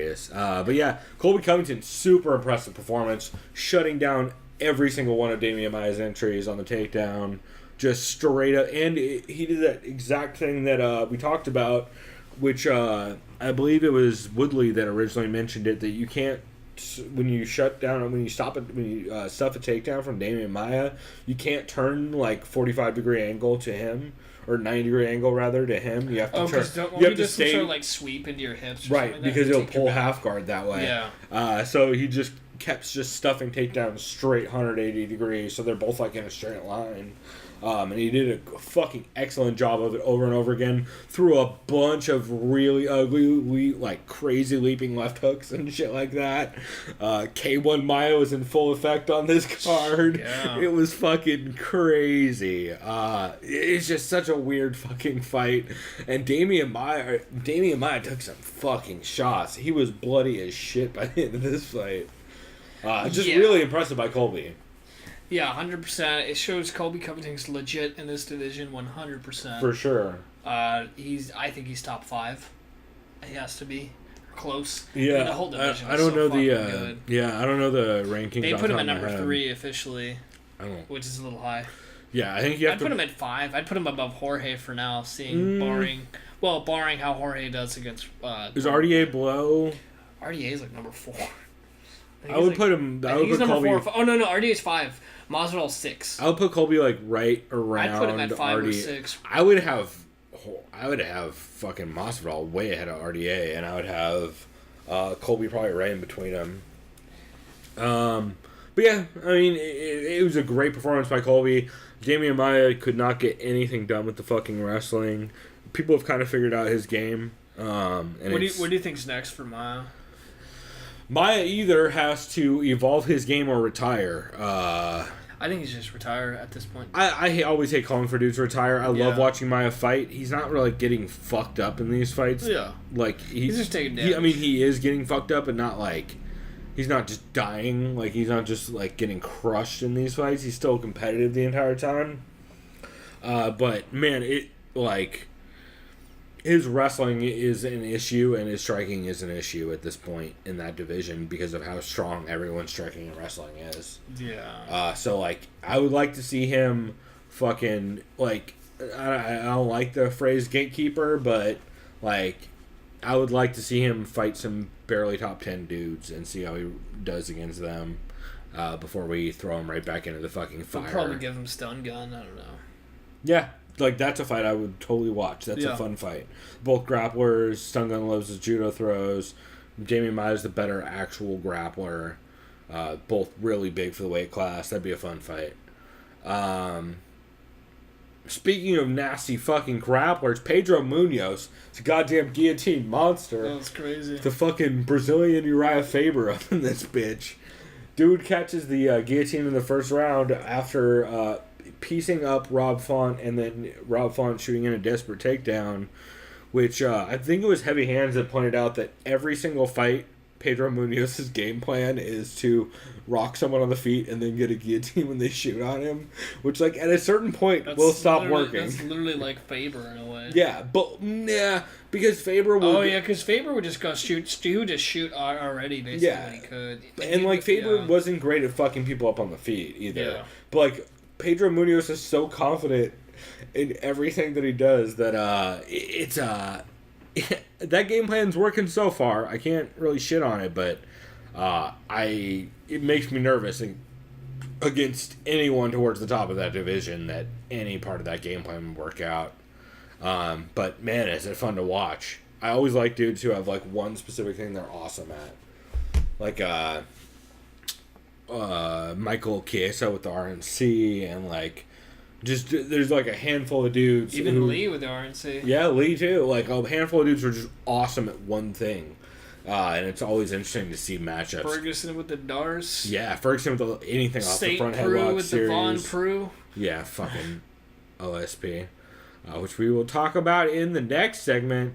But yeah, very impressive from Pedro Munoz. Jim Miller, Francisco Trinaldo. Man, Francisco Trinaldo just kind of housed Jim Miller in this fight. This is one fight I kind of caught. Did this go to decision or... Oh, wait, let me just look. Yep. It did, yeah. Yeah, it was... So I knew Jim Miller's always a tough SOB. Yeah, he's so fucking tough. He wasn't going to go anywhere, but Trinaldo just was so on point in this fight. I was super, super impressed.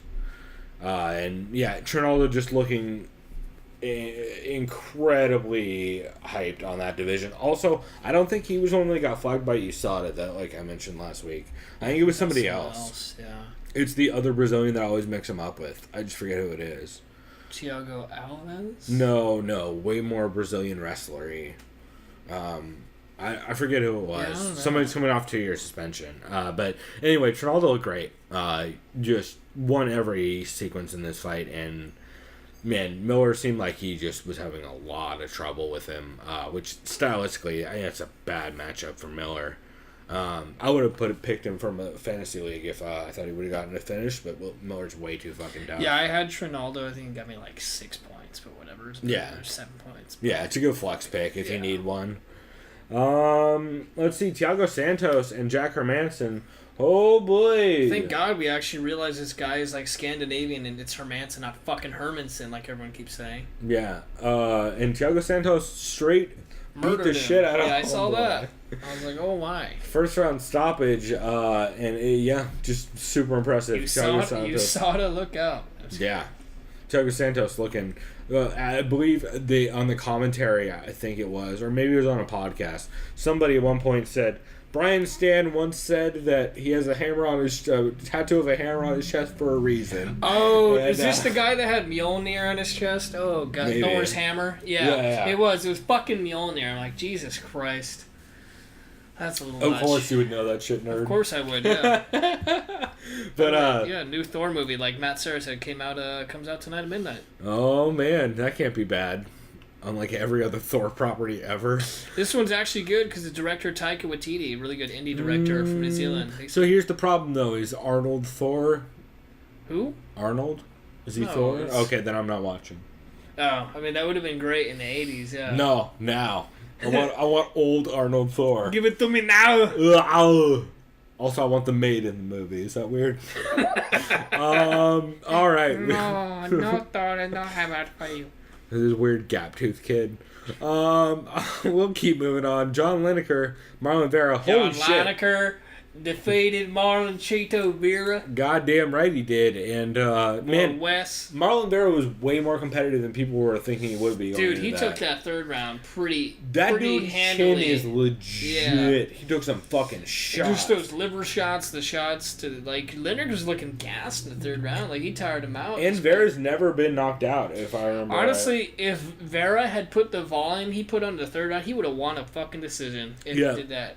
Because then he kind of woke up and was like, oh shit, here we fucking go, let's go, you know. Well, Vera's always kind of been that dude. I get it, though. I mean, you don't want to risk getting clipped by Lineker. Yeah. Who I'm now going to call him that from now on because that's so fucking ridiculous. John Lineker. Goddamn Lineker. Lineker.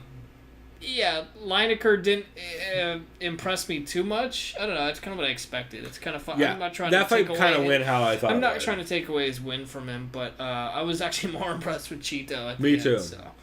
Cheeto's still going to be. I think he's a top 10 guy in the bantamweight division. Yeah, and I totally love Conor Rebush's take that he's been saying on a couple different podcasts, like Heavy Hands and Vivisection, that Chito Vera is a young veteran. He's like a dude who's very, very good at being a veteran in bad situations and just knowing how to survive. And despite his age, that dude's been in some real bad spots and always made it out. I hope too that I don't know if his daughter has ever gotten the money for that surgery she needs. Remember I was mentioning that. Hopefully that happens. He's a great dude. Yeah. Because Brian Sanders had her on. I know Anik and Florian have had him on the podcast before. But yeah, Chito Vera is just a great guy, and I am very hyped to see him going forward. John Lineker's still a bad motherfucker though, man. That dude just does what he does well, and it ain't shit gonna stop him. Yeah, the other thing is your boy Wes thinks Lineker should fight a top 3 opponent, which makes no sense at this point. I mean, I want to see him fight Cody Garbrandt. That'd be a fun fight. He's gonna die, but it'll be a fun fight up until then. Like, they're gonna fuking bludgeon each other in the face. Because I would say he should fight Dodson, but Dodson won that fight. I think you agree with that too. Yeah. I'll give it Dodson for sure.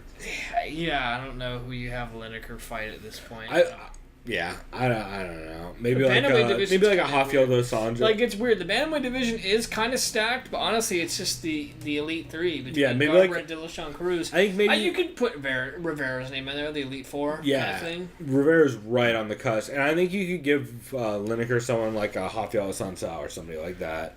I don't know if they've fought yet. I don't think so. I don't think so. Fuck it, Marlon. But that'd be a fun fight. Marlon Moraes would be a fun fight. Yeah. There's definitely... I mean, any fight John Lineker's in is probably going to be a fun fight. If Zahabi wins tomorrow... you can't throw him in the deep end like that. That's a joke. Oh my god. Wait, Eamon Zahabi's a 35er? Yeah. Really? Yeah, he's a bantamweight. Jesus, I'm so bad at weight classes. Speaking of weight classes, Vicente Luque looks a lot bigger than Nico Price, and fuck Nico Price's world up. Yeah, I was kind of surprised. Me too. I was super surprised. Caught him with the Bravo choke in the second minute after fucking him up on the feet. Awesome. Everything about Luque's game in that fight was fucking dope. I've been super high on Nico Price, you and me both. And holy fucking shit, did Nico Price look hesitant in that fight. A lot of backing up. Vicente Luque always had the cage pressure and was able to get the finish off of, like, basically just fucking him up on the feet and then grabbing that Darce when he went for the when he got top position, or Bravo rather. Yeah, it just goes to show Luque, was he ranked? Luque's nasty. Is he? I don't know. You can pull it up if you want. Yeah, I'll figure it out. Because that division is starting to get interesting, but welterweight's so fucking deep. Like, because we always keep saying lightweight's the most stacked. I almost kind of think it's welterweight. It's always been those two that are like the closest. I think the Conor bullshit has fucked up lightweight a little bit. But yeah, welterweight's really fucking stacked. Although there's a big drop off though on welterweight. Yeah, I don't know why Robbie Lawler's the number 1 ranked welterweight. That does not seem right at all. What? Yeah. I fucking hate UFC rankings. I know. Watch. They're Woodley, so bad. Watch. Lawler number 1, Wonderboy number 2, Colby Covington number 3, Masvidal number 4, Demian Maia number 5, RDA number 6, Carlos Condit number 7, no, Darren Till number 8, Donald Cerrone, number 9. Ponzinibbio, 10. Neil Magny, 11. No, Neil Magny should be like 15.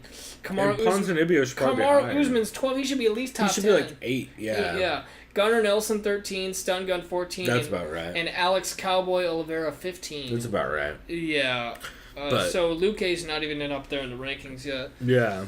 He's getting there, man. Beating dudes like Nico Price is a big fucking deal. And his next fight's going to be a big test because he's going to get a big name coming up. But man, I can't wait to see that dude fight again. That was fucking awesome. Everything about that performance was super fucking impressive. Speaking of which, Shoeface, my boy, got me some motherfucking points on fantasy on both my teams. I got 3rd place in the MMA community league, and I got like fucking 5th or something terrible in the UG one that we're in.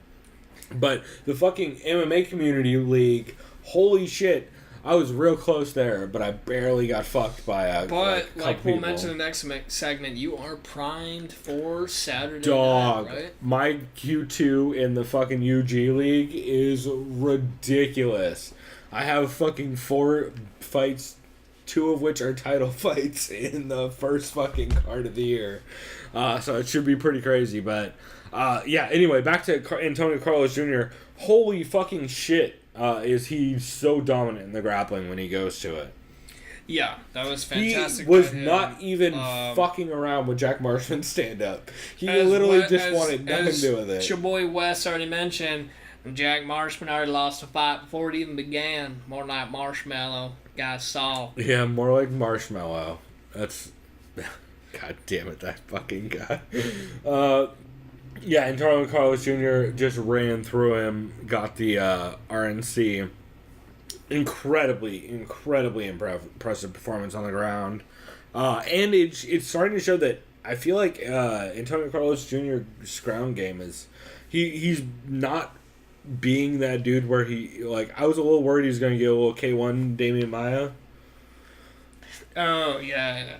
Like, I was worried he was going to be on his feet a lot and throw, like, thinking he can throw now, which, like, is not what you want to do against Jack Marshman. None of that shit. Straight for a takedown. Straight to fucking heavy pressure and to get the back and the RNC. Just incredibly dominant and exactly what I would wanted to see out of him. It's exactly why I picked him for the fantasy league. Both my fantasy leagues.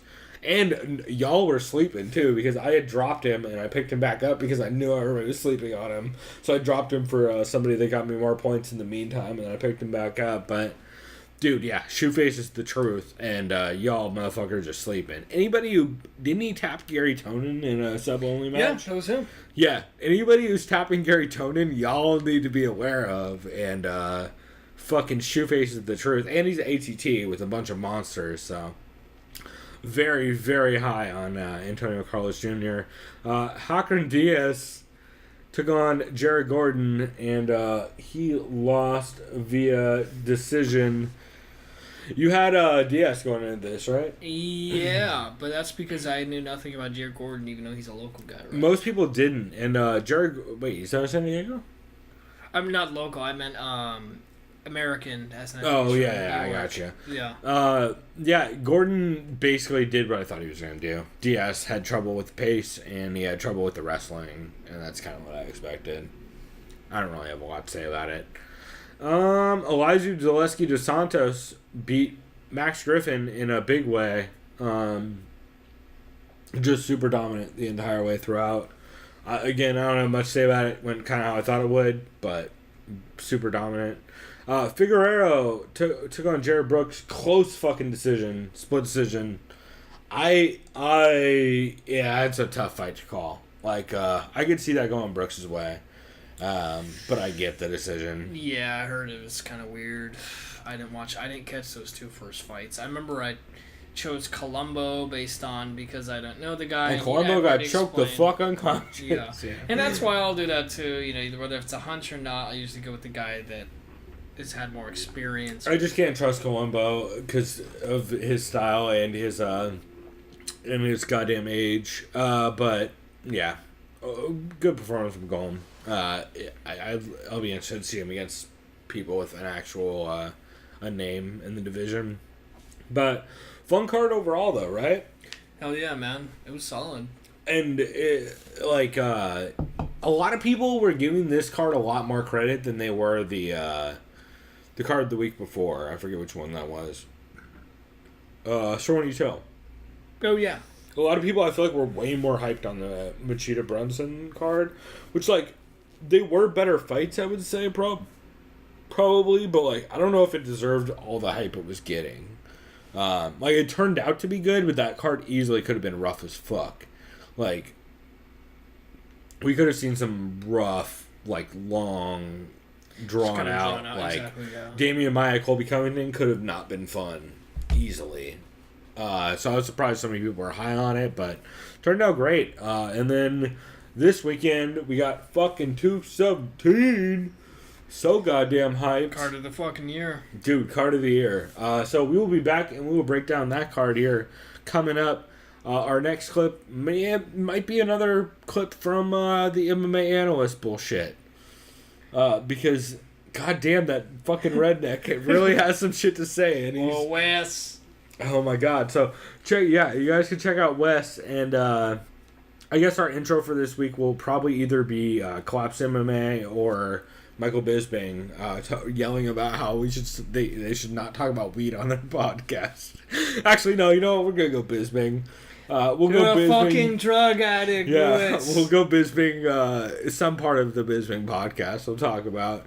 Or maybe we'll do the clip of Bisping talking about how he wants his podcast to be classy, and they should stop talking about assholes or rape or whatever they were talking about. Jesus Christ, sounds like some Lewis. I mean, it's Luis Gomez. Yeah, it's Luis Gomez, so that's, I would assume. Or how Luis is talking about how he has to hold his shit in while he's fucking Kim Congdon because he's been eating so much. And you're like, oh, everything about this is the worst. Also, that's a very nice young lady you're talking about who I've met and is very cool. So that's upsetting. Some good old misogyny right there. Yeah, Kim Congdon is great, though. Luis Gomez, his girlfriend, though, fucking hilarious. I highly recommend you check her out because she's super funny. So, anyway, we'll be back with this next segment where we talk about 217, give our picks, and I'll tell you who I have money on because I definitely have a bunch of money on this card. And by a bunch of money, I mean whatever the fucking tiny bets that I make every time that I always lose because I'm fucking awful at betting. So, we'll be back with that in just a second. And here is a clip of Wes saying weird redneck shit.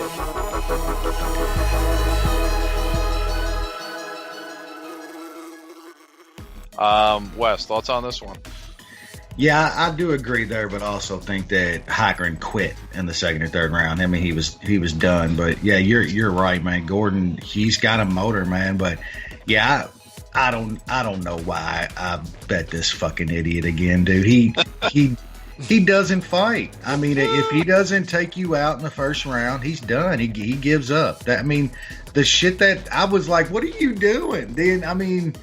Yeah, dude, never again. That Heikern is officially on the never touch again and probably fade every single time. I don't care who he's fighting. That guy needs to find another profession.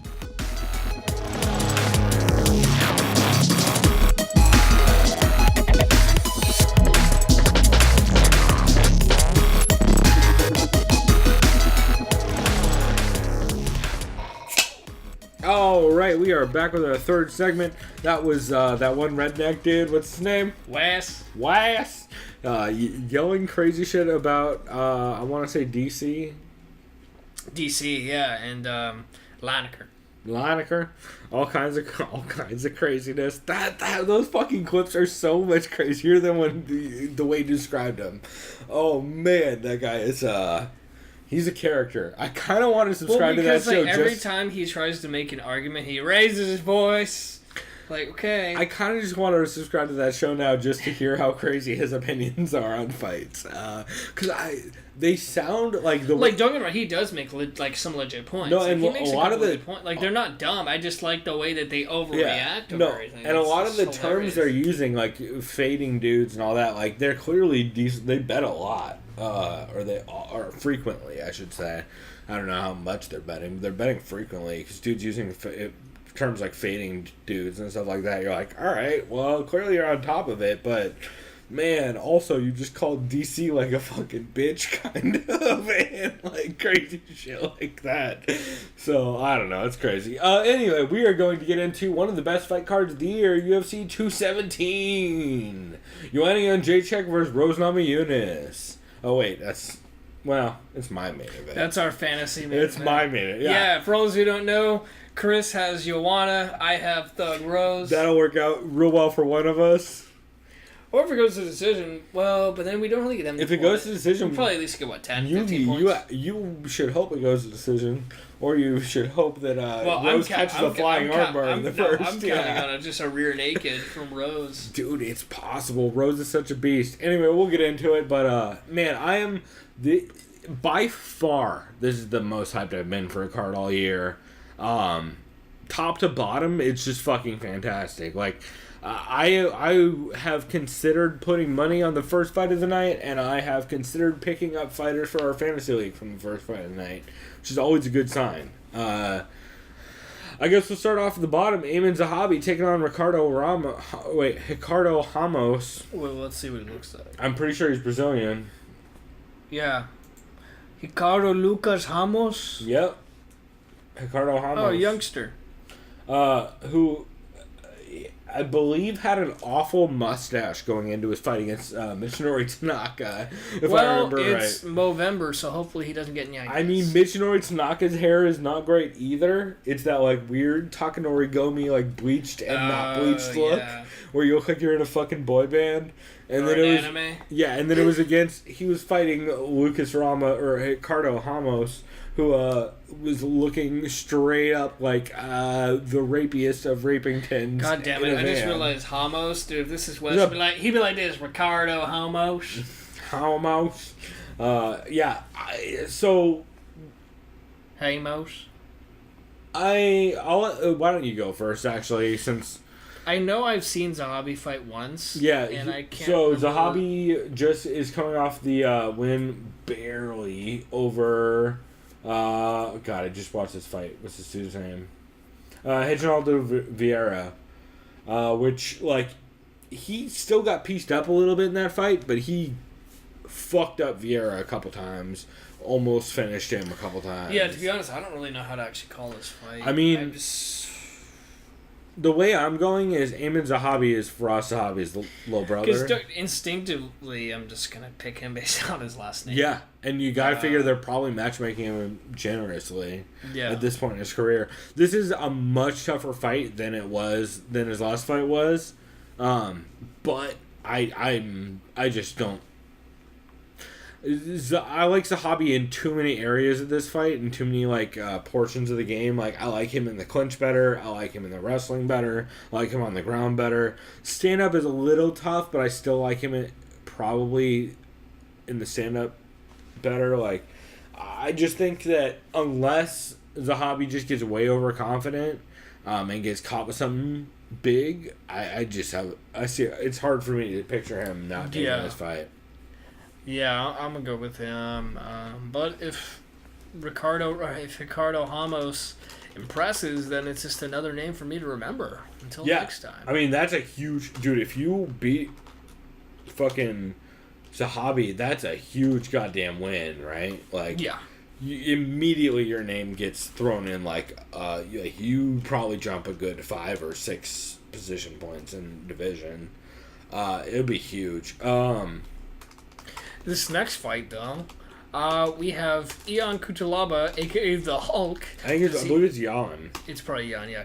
And he's not from Brazil, Arahuani. This guy's from the Republic of Moldova? Yeah, that's right. You said Ara was saying he's from Brazil? Yeah, because of the last name. I think it's Moldova. I don't know if you click on To be fair, Cutelaba sounds... Let's look what this guy looks like. I don't know if he's painting green into this Sherdog photo. I believe... Oh, and try to pronounce his Polish opponent's last name once we get a second. I'm good, dog. Yeah. Jan Cutelaba is from... Yeah, Moldova. Moldova. Yeah. And his opponent, Michael, let me see his last name. Michael Oleksichuk. That's all I'm going to try. Yeah, no, I think you're right. Oleksichuk. Yeah, that's not much. Oleksichuk, maybe? Or Oleksichuk? Oh, yeah, Oleksichuk. Yeah, fuck it. Something like that. Alexi I think Chuck. it's Alexi. The G6 went like if it was Alexi Czech, but it's Alexi Chuck. For sure. And I'm just going to go with... This guy has a belt, too. I'm just going to go with Mikal Lord. Wait, who? Oh, Mikal. His nickname's Lord, and his name is Mikal. See, when it says Lord, is he just like Randy from South Park? I am Lord. Yeah. Sure, yeah. I'm gonna guess that South Park reference is real current. It's actually terrible. Yeah, it's where Randy, Stan's dad. He becomes. I'm aware. Yeah. Oh wait, you've been playing the South Park game. That's why. Yeah, that's what. Yeah, and I've been watching the new season on Hulu. It's pretty ridiculous, but yeah. There you go. Either way, back on topic. I'm going with the Hulk because I've seen him fight recently, and he murdered someone pretty much. Hulk smashed him right into the fucking canvas, and it was pretty bad. Yeah. This guy's huge. Me too. Actually, is he that big? Oh, he is a light heavyweight. I guess technically, if you're a light heavyweight, you're either a small light heavyweight or you're there. Pretty much. Yeah. I mean, he only has 1 inch over his opponent, but Lord is super young. I just realized he's 22, which is kind of interesting. But yeah, I like Young Kudalaba heavily in this one. I like him probably by bludgeoning in the first or second. Yeah. I just don't like. I don't know the other dude they're bringing in. And the other dude they're bringing in, I believe, if I remember right, just got fucked up severely in a fight, and then he ended up winning after getting fucked up severely by some random Polish comeback dude. Shit. Yeah. Like, he got cool. pieced up by some Polish dude and then fucking came back and ended up I always winning. like those kind of fights, though, too. They're interesting. Me too, but it doesn't make me confident in you facing off against Jan Kutalaba, who's coming off of some decent wins, so... Yep. I don't know. I could see it going either way, but... the Russian, the boa constrictor, Alexei Oleinik. That's right, coming off the Travis Brown win. Versus which is hilarious. Curtis Creative Fighter Blades. That's right. Curtis Blades. Out of Team Elevation with coming off a fight against a dude that is almost the exact same guy. Omilanchuk. Yeah. Omilanchuk. Yeah. 0% similar in their game plan, but 100% similar in their style of name. Yeah. Which way you leaning on this one? You liking Curtis Blades? You liking Omilanchuk? Well, I am very impressed by by how many fights this Russian guy's had. Holy fucking shit. Well, and Alexei Oleinik just fucking choked the shit out of Travis Brown when he gave up. Yeah, and I was also impressed with Oleinik's interview, even though he had a translator. It kind of reminded me of a younger, spry Fedor in a way. That's his biggest idol. I can see that. Yeah, I really want to pick Curtis Blades, though, too, just based out of the camp he's out of with Dillashaw and those guys with Elliot Marshall. Right. But this guy, Oleinik, this younger Fedor kind of guy, he's been submitting motherfuckers. Yes. And he knocked out your boy, Rochelle. Oh, so I don't think he's that young. No, this dude's at least 30-something. Oh, he's 40. Jesus. Yeah, 60. He has 60. I was going to say, I thought he was old as fuck. Yeah. I couldn't tell. But now I can see. Yeah, he is kind of like Fedor. Oh, shit. Yeah. Oh yeah, he's the one that hit the Ezekiel on Victor Pesa. Yeah, I'm gonna go with young Fedor, or well, actually, Fedor the same old age. Fedor, you mean? Wait, how old is Fedor? Isn't he like 40, 39, 40? He's probably the same fucking age. Fedor's cousin. Fedor's probably the same age. Oh, no. Fedora Emelianenko. Fedor was born in. He's 41. He's 1 year younger than Fedor. Yeah. That's not a good sign. Alex Oleinik's tough as shit. Curtis Blades is also pretty fucking tough, though. Yeah, you know what? Curtis Blades is probably the smart pick, but I'm going to go with Fedor's younger brother. I'm going to go with Blades in this one. The only reason I'm going Blades is because Blades made it through Omilanchuk. Yeah. I worry about Blades gassing in this fight. Like, I could see Blades having trouble with the pace of Alexei, and if Alexei does get it down, I feel like he pretty clearly finishes this. But Curtis Blades showed decent takedown defense on his last couple fights, and he's not looked that bad. he hasn't looked awesome, but then again, no one at that weight class does, really. Unless It's they're really kinda just anyone's styling game, on dudes. I don't know. After watching it, I watched a little bit of tape on this, and like I'm leaning Curtis Blades, but man, I have zero confidence in like I'm not putting any money on this fight by any means. I don't know. I think it'll be fun though. I do think it'll be a scrappy ass. I think there'll be a couple crazy transitions on the ground and some wild exchanges on the feet. So I think it'll be a fun, but yeah, not real confident either way. But I'm gonna lean Curtis Blades. And then we start getting into all the fucking awesome fights, man. Yeah, here we go. We got Randy Brown versus Mickey Gall, two veterans of the Looking for a Fight series on Fight Pass and, well, YouTube too sometimes, I think, when they put them out there. Mickey Gall is a Brazilian Jiu-Jitsu practitioner, as is Randy Brown, under who is, you said Renzo? I believe Renzo, yeah. Renzo Gracie. I believe they're both under Renzo. Yeah, I'm picking Randy Brown off the bat because I added him in fantasy today. Mm-hmm. And I kind of like the fact, I mean, I heard him on Unfiltered about a week or two ago. He just kept talking about, oh, Mickey Gall hasn't really fought anyone. He fought fucking CM Punk and then a journalist. No, he fought a journalist and then CM Punk. He's right. And then he fought Sage, who's still green. I mean, he's right. He's totally right. To be fair, I've never seen Randy Brown fight, or I might. Actually, I might. You have. He's Jamaican, right? Or Yeah. at least his family's from Jamaica. No, he's from Jamaica, yeah, because he was Grew fucking... up next to Uriah Hall. Uriah Hall, yeah, no, I totally got this guy in this fight. Yeah, I'm picking him. Can't really give any concrete facts why I'm picking him, but I'm just picking him. I mean, I know Gall's a good pick though too. Yeah, I'm gonna go Gall, but this is a really, really, really tough style matchup for Mickey Gall. I'm picking Mickey Gall. I'm gonna be 100% honest because I'm a fucking Punchdrunk's podcast homer, and Mickey Gall's been calling into that show for fucking maybe 3 years now, and he's fucking hilarious and awesome and gay for Gall. I'll buy that T-shirt all goddamn day. Fuck yeah. And I'm gonna go Mickey Gall. However, Randy Brown is a terrible matchup for Mickey Gall as far as I can tell. Randy Brown has awesome jiu-jitsu, especially defense. Randy Brown's takedown defense is not the best, but his jiu-jitsu game is strong enough that I feel like he kind of likes to pull guard or something? Or no, like but his back? No, but from his back, he's good at working. He almost pulled off a couple arm bars against I forget who he fought last. Who was that? It was Bilal Muhammad. Okay. He hit a couple decent arm bars attempts off against Bilal Muhammad, and he's just really scrappy, really long limbs, and he's really game and scrappy from the outside in the striking realm. I feel like that's if he's gonna take this fight, I feel like Randy Brown probably has to take it on the outside with just staying real long with kicks and straight punches, which he's very good at. But I don't know, man. I like Mickey Gall so much that I can't in good conscience pick against Mickey Gall because he's fucking great. He's a goddamn sweetheart and he's awesome on Punchdrunk. So I'm don't at all place any bets on anything I'm doing. But love me some Mickey Gall. And I highly recommend you checking out all the episodes he's done on Punchdrunk.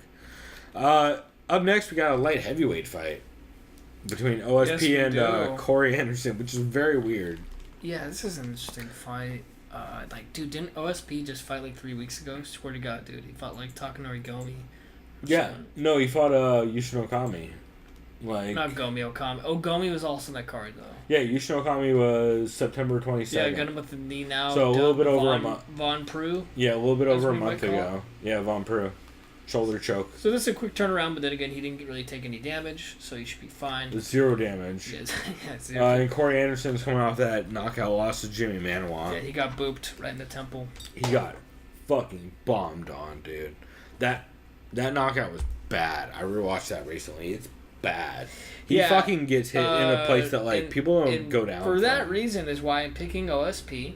OSP does have some knockout power, not Jimmy Manure style, But he's also got a very... Heart of a lion. Heart of a lion. Reppin' Sacramento, bro. Yeah. Could you imagine if Nick Diaz was like, Oi, I understand. Okay, to be fair, I've never seen like someone who's at least Latino or part Mexican with an English That's accent. my point. So that would be the most probably disturbing thing I've ever seen. Like, I don't know, that would just be interesting. They're from like 10 minutes apart. Like they're maybe an hour. Oh man, yeah. That's like Jake Shields.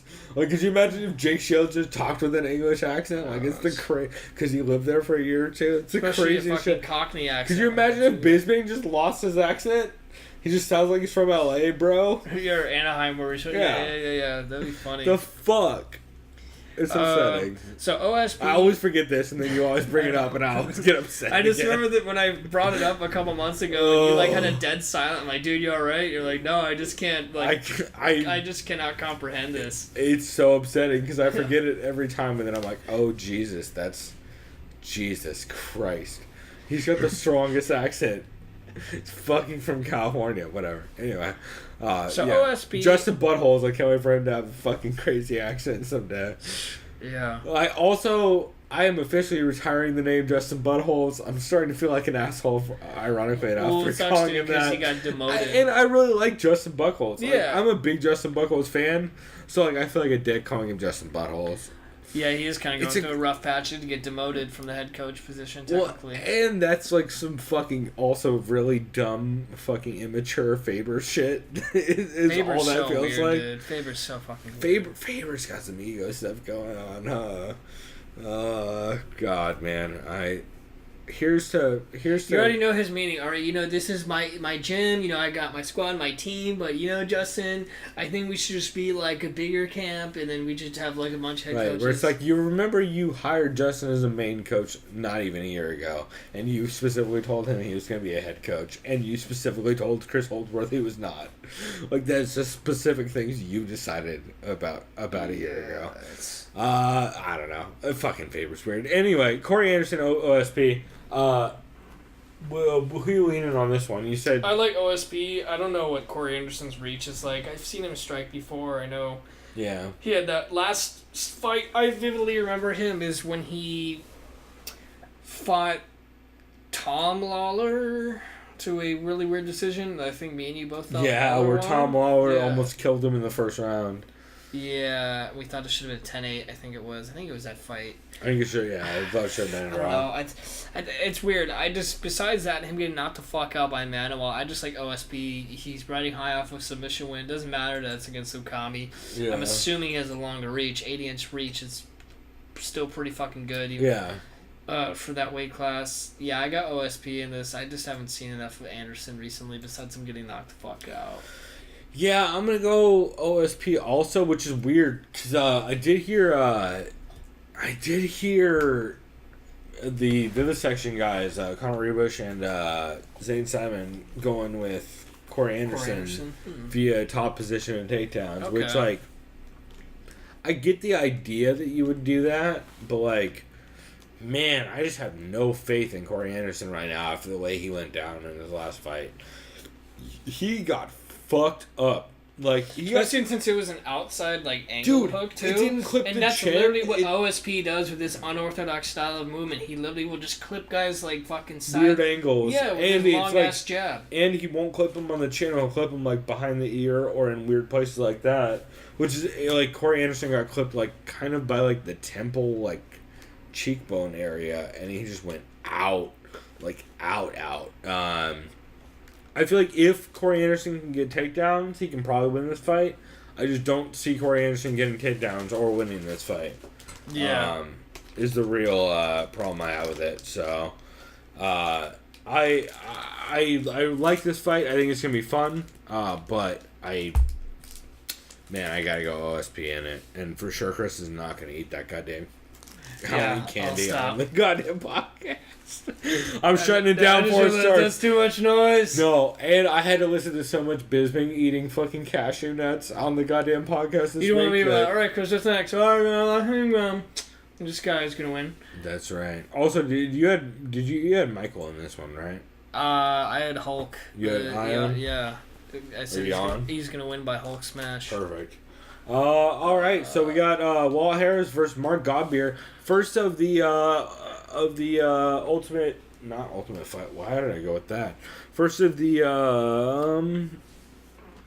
I don't know how to phrase it. First of the fantasy fighters I have. Oh yeah. It sounds so gay when I say it like that. Sure. My fantasy fighters. Fantasy Club. Oh my god! All my fantasy fighters look like Tony Hinchcliffe. I do have one on this card that looks like Tony Hinchcliffe. Shouts out to Jake. So, Walt Harris was submitted recently by Fabricio Verdum. Yep.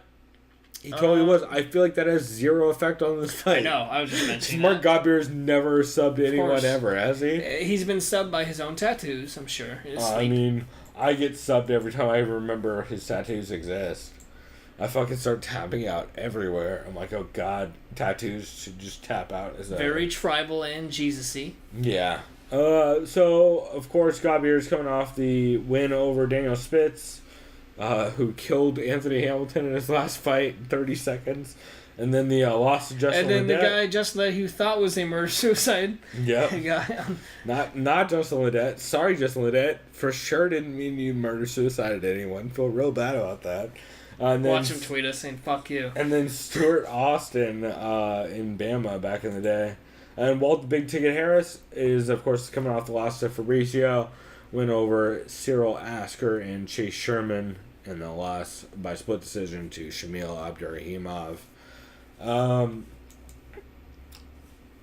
Which way you leaning in this one? I got Walt Harris in this. Yeah. I love this guy's ability with his ground and pound. Be able to just stay in top control. The guy is so wide. And I feel like he kind of uses like the placement of his... what is he in? Is he in half... No, I can't remember how he transitions. He usually gets full mount, though. At least from what I've seen finish people. I believe so. He did in the fight that we just watched. It is in the Cyril Asker fight. Yeah. Either I just like him more than Godbeer. Yeah, I agree with you. I do think that Godbeer is tougher than the line suggests in this fight. Also, this is the sound of me packing a bowl in the background, so... I might as well eat this candy if you're doing that. Yeah. Well, okay. Sure. Just don't fucking talk if you're gonna be eating it. Bisping. Goddamn Bisping eats so much on his fucking podcast this week. Almost made it my skip. He eats so much on that show. But, yeah, I'm gonna go Walt Big Ticket Harris. He's super tough. I feel like his wrestling and his striking is going to be enough to give real problems to Mark Godbeer. Mark Godbeer is mainly a striker, and he is a striker that gets lit up a lot on the feet out of Scotland, I believe. That sounds about right. I just really like Walt Harris in this fight. The only thing that worries me a little bit is if Walt Harris thinks he has Mark Godbeer fucked up and he goes hard for a finish early in this fight, he could gas and lose a decision 2-1. But overall, I think he'll probably play it safe enough. And if he does get a takedown, this fight's going to be over as soon as that happens. And if he doesn't, then I still think he probably wins a point fighting decision or a knockout, depending on how much Godbeer leaves his chin out there and how much he's willing to exchange. Yeah, and I can't remember who that fight you were showing me before we started. Godbeer was getting lit up by someone. Like, sure looks like Cyril Asker. Was that who it was? Yep. Or no, sorry, that was Walt Harris. Godbeer was getting lit up by Daniel Spitz. Okay. Yeah. Who's the guy who killed Anthony Hamilton in a round? Yeah, and I'm sure Walt Harris punches harder than a lot of those guys. So. For sure. So it should be interesting. But again, a fun fight though. Like matchup wise, I like a lot of the fights on this card. I think they're just fun matchups. You know. Speaking of which, this is one of the coolest matchups in the division. And this is a fucking stacked ass division. James Vick versus Joseph Duffy. Holy fucking shit, what a fight, dude. Like, this is like who did Poirier just fight? Eddie Alvarez, they had to stop it through that knee. That kind of fucking fight where you're just like, dude, that is an awesome matchup. Like, Eddie Alvarez, fucking Justin Gaethje, like, awesome matchup. Yeah. Fucking just, like, Tyron Woodley, Robbie Lawler. Just awesome. Like, it's guaranteed violence is what you're putting on that card. And I'm a big fan of that. Man, James Vick, Joseph Duffy, for sure, I think is going to be fun. Who you picking in this one? Do you have it? This is tough. Off the top, do you have anybody you're leaning towards, or? I like James Vick because like, what makes you nervous about it? Longer. But I like Joseph Duffy because he's, I don't say he's more experienced, but I'm assuming he's fought better ranked guys, considering the fact that James Vick's been really salty for the past year about not fighting top 10. Super top salty, 15, dude. yeah. Him and Kamaru Usman are basically getting fucked by everybody. Yeah. But just, like, no one wants to fight those dudes. I'm going to go with Vic as my official pick, and I think it's because he's still considered underrated, and you just haven't seen his full repertoire yet, and I think he's not going to, like, dominate Joe Duffy, because Joe Duffy's so scrappy, and he's I'd try so too. Yeah. I think that's probably a good decision. Well... Yeah, I don't know. It's weird. I'm just leaning towards James Vick. I think it's one of those things where it's going to be like a Kamaru Usman where he gets a top quality opponent, he beats the guy, kind of shows, hey everyone, it's me, you know, that kind of thing. And he'll kind of put himself out there, especially fighting in a Madison Square Garden card. I know the pick I should be picking is Joe Duffy, but I'm just going to go with Vick. It's kind of a hunch. I disagree that you should be going with Joe Duffy. I'm 100% on the James Vick bandwagon as well. The only thing that makes me a little nervous is James Vick is hittable, and Joe Duffy can fucking throw some bombs.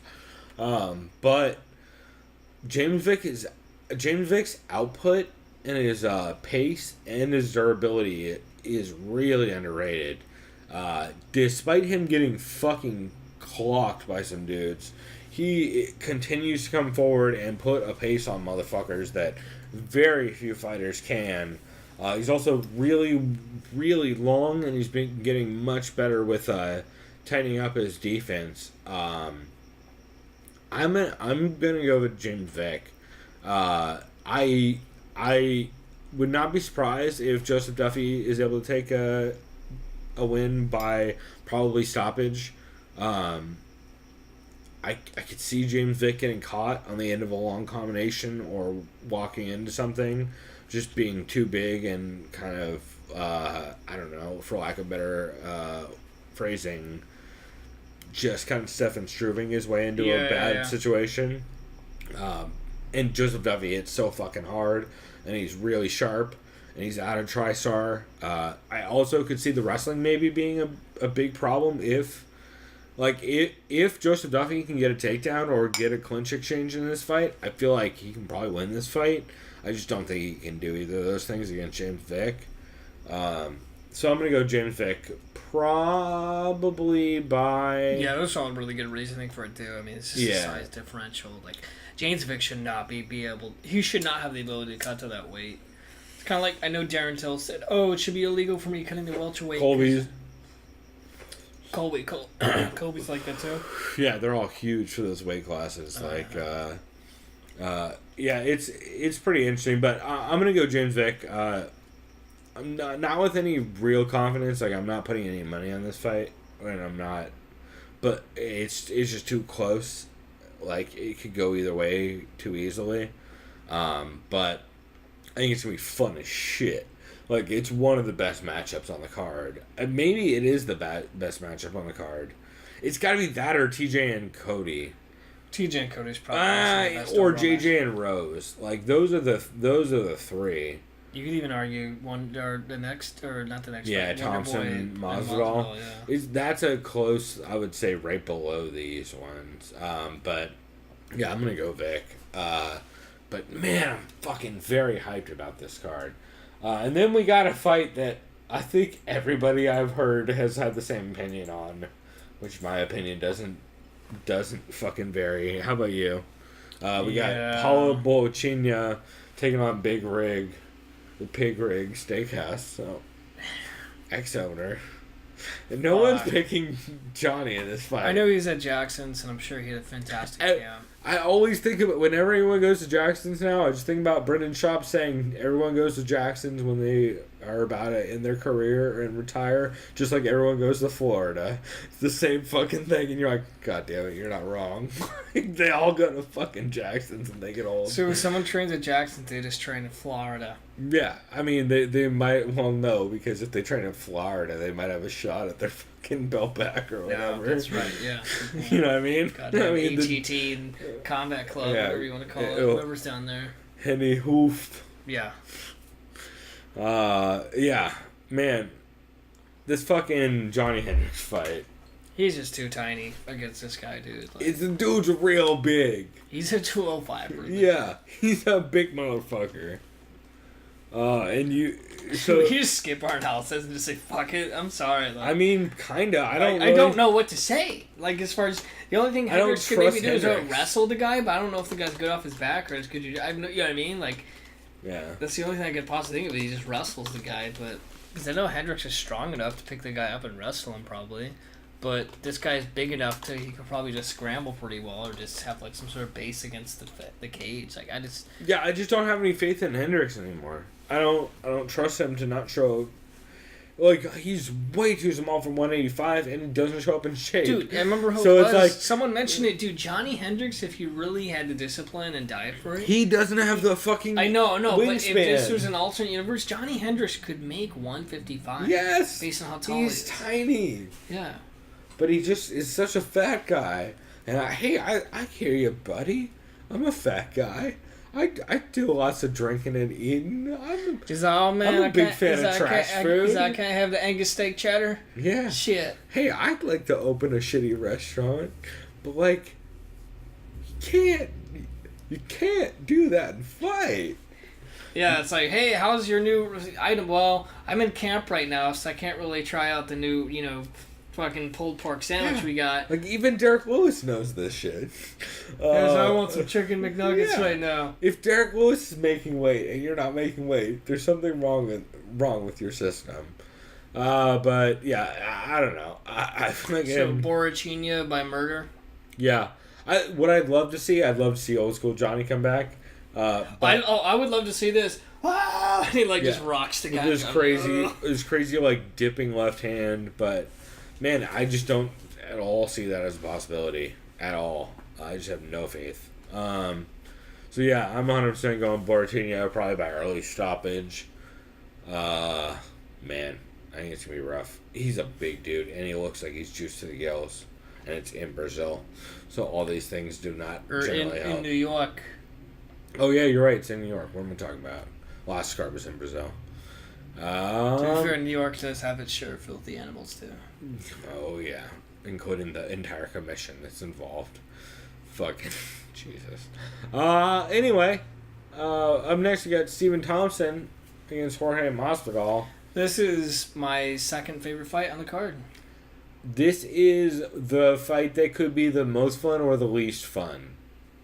Like this could easily. This is easily not gonna lie, dude. Okay, it's probably gonna be a good fight, but it's gonna be a fucking stupid lame fight if all Masvidal tries to do is wrestle with him, because all it's gonna be is him shooting and Wonder Boy just backing up and like just teeping him from distance. It could be even worse like, if they're both trying to counterpunch the whole time. Oh, dude, now I think about this fight's actually probably be really fucking bad. Yeah, I'm a little bit worried about it.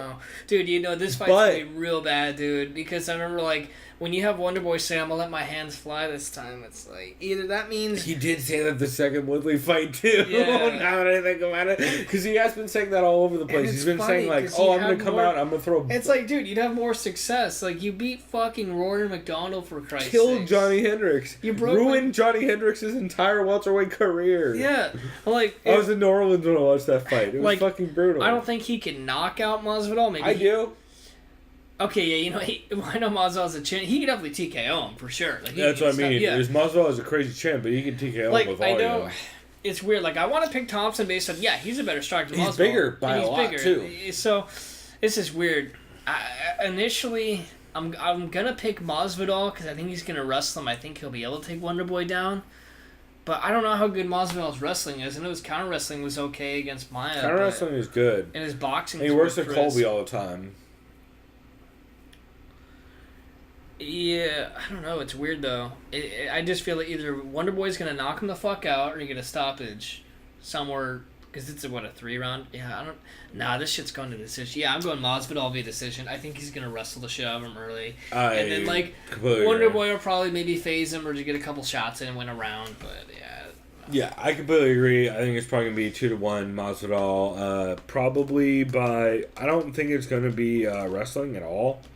I think it's going to be Masvidal just out pointing him with like jabs and 1-2s the entire fight, and leg kicks especially, because Masvidal is pretty good at leg kicks and Thompson is pretty susceptible to leg kicks, especially in that karate stance too. Yeah, it's like, super wide stance. You can't like really check it. I feel like there's going to be a lot of just Masvidal throwing a shitload of jabs and feints and low kicks and just kind of eating Thompson alive for 3 rounds. I think all it's gonna be that is he'll just eat shots from Thompson and see them standing like, boo. Yeah.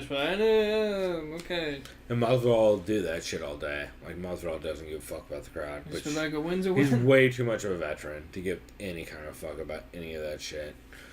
And yeah, I think it's... I could see Masvidal catching a TKO in this, depending on how crazy... if...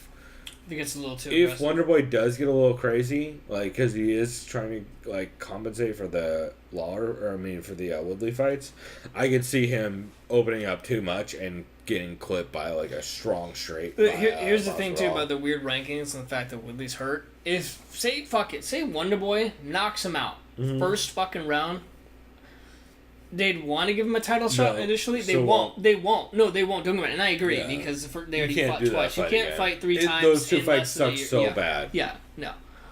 If he hadn't fought him before, of course he'd get a title shot. Yeah, against anyone else. If he wins, he'll just beat the number. Damian Maia has a better fucking shot at a title shot before fucking Stephen Thompson at this point. And that was still not a good fight. If Masvidal wins, I don't think he doesn't get a title shot even if he wins. Like, dude, it's just so. No, Masvidal does. You think he will if he beats Wonderboy right now? Absolutely. Yeah, I guess if he finishes Wonderboy. If he finishes him, he will. Yeah. I think if he doesn't finish him, it depends on how the RDA UFC would be a bunch of assholes, but you got to fight your brother, Colby. No, I think it'll be. I think it'll depend on how the RDA fight looks against Robbie. Like, if RDA stops Robbie and Colby doesn't stop. I mean, and not Colby, and what's his face? Jorge doesn't stop Wonderboy. Then I think I think the person who stops someone in these fights is gonna get the shot. Yeah, where does that leave Colby? Because clearly they can't have Colby fight Jorge unless they they can have Colby fight like fucking Wonderboy Thompson, which is a great fight, most takedowns of all time. Colby has, I believe, the highest takedown rate of anyone in the welterweight division. I think you're right. He's like 20-something a fight or some insane number. Or he's gotten like 20 takedowns in like a handful of fights. And that's against someone with not great takedown defense in Wonderboy Thompson. I think that's a fun-ass fight that you could sell right now. Especially if Jorge comes out and fucks him up and then Colby comes in and finishes the job. Like, and people forget, Wonderboy Thompson's not that young. Like, dude's 40. He's like, I think 32. I think he's 40. Sure. No, I'm pretty sure he's 40. No, there's no way. He's like 30. Yeah. I think he's like 34 at the oldest. You're sleeping on how old. I'm going to show you right now. Thompson is old as shit, dude. I think he's like 34. Yeah, I was right. 34. Oh, God, he's only 34? God damn. Still kind of old, though, because he's been fighting since he was like 15. Well, that's... So that's a lot of mileage. Yeah, I thought he was like 40, though. Fucking, I've been listening to too many podcast shit on fucking Wonderboy, evidently. Fucking Bisping, probably going all crazy. It just reminds me of Beer Pass. Dude, what are you, 40? 30 fucking 3. Right? Anyway, we'll get into my top 3 favorite fights of the night. I should say I do have Masvidal in my fantasy team along with Walt Harris, which I'm pretty hyped on.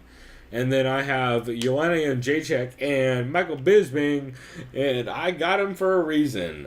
We'll get into this JJ fight, but holy fucking shit am I so hyped about this, dude. Yeah, man.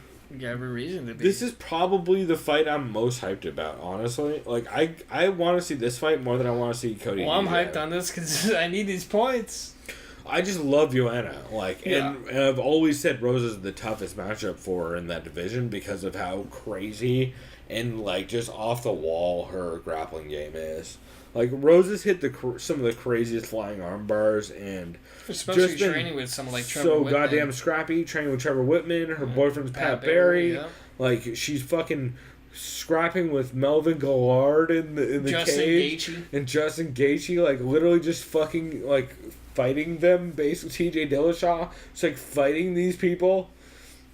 I don't know if because this is an elevation. No, but they were training with fucking Trevor Whitman. And Oh, then, yeah, that's right. Like, yeah, Dillashaw trained with because Dillashaw cross-trained with them for a bit, like, before he went to Team Muscle Farm, or whatever that ended up getting called.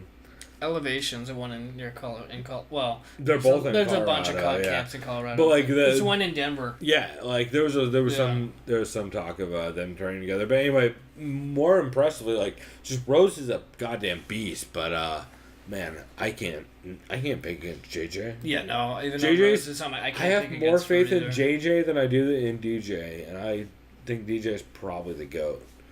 But, like, Rose is... I mean, not Rose. JJ is... She's on another level right now. She's a goddamn monster, If dude. she wins this, too, she'll tie Rousey for most top defenses for a women's fighter. Which is crazy, because that shit has happened fast, son.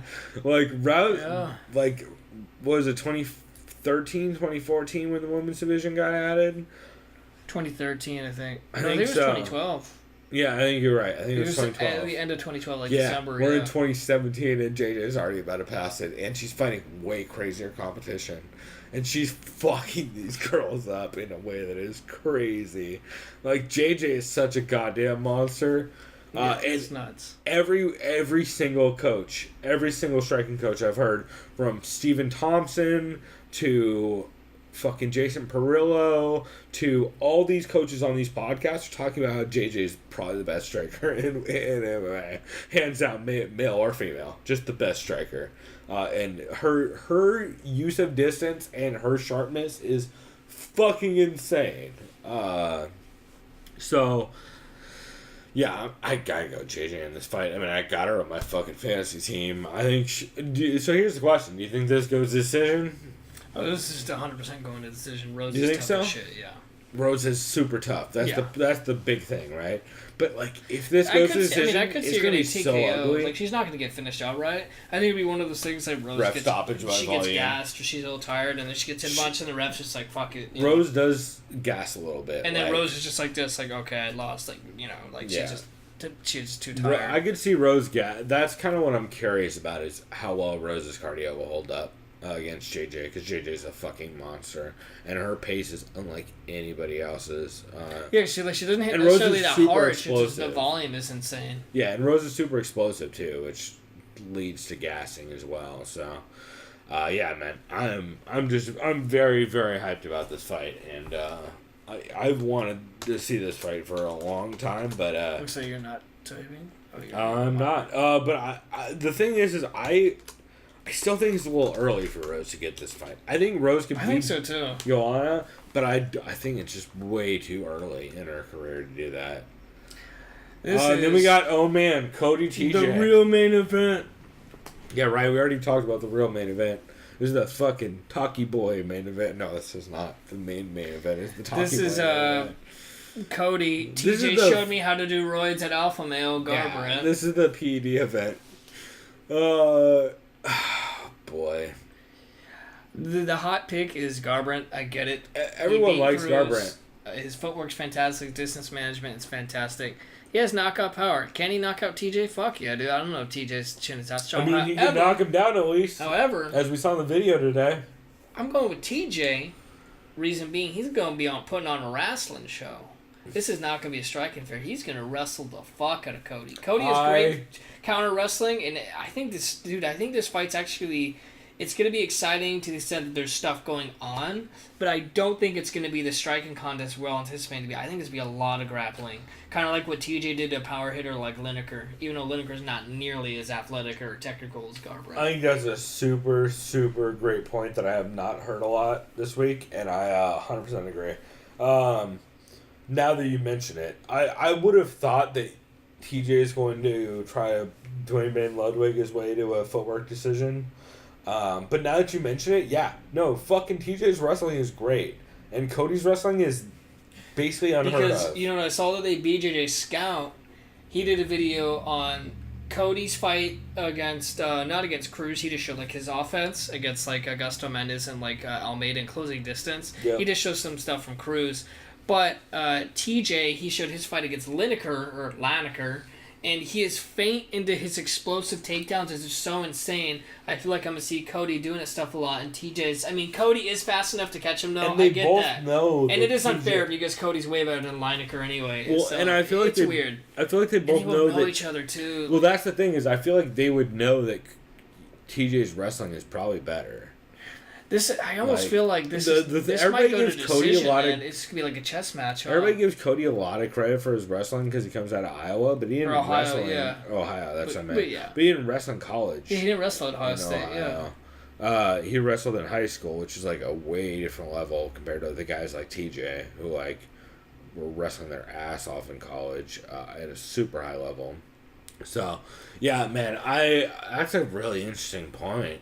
So, you're going TJ? I'm going TJ, yeah. He's going to win to be a decision. He's just going to wrestle the fuck out of him. And I don't think Cody's going to be tired necessarily. It's just he's not going to be able to put volume. And it'll be a close fight. Don't get me wrong. Cody's going to win some rounds, for sure. He'll win win their striking and less grappling. But I think TJ is going to be able to escape enough damage to be able to just keep it on the ground. Interesting. He'll win via takedowns. I don't know, though. I'm actually going to go TJ also. We've been on Cody's side this whole week, but... Oh, if I didn't watch BJJ, I would be choosing Cody right now, 100%. Well, the reason I'm going TJ is Cody hasn't... he doesn't have the ring time that TJ has. TJ's been in some bad fucking situations. And Cruz was hurt in that fight.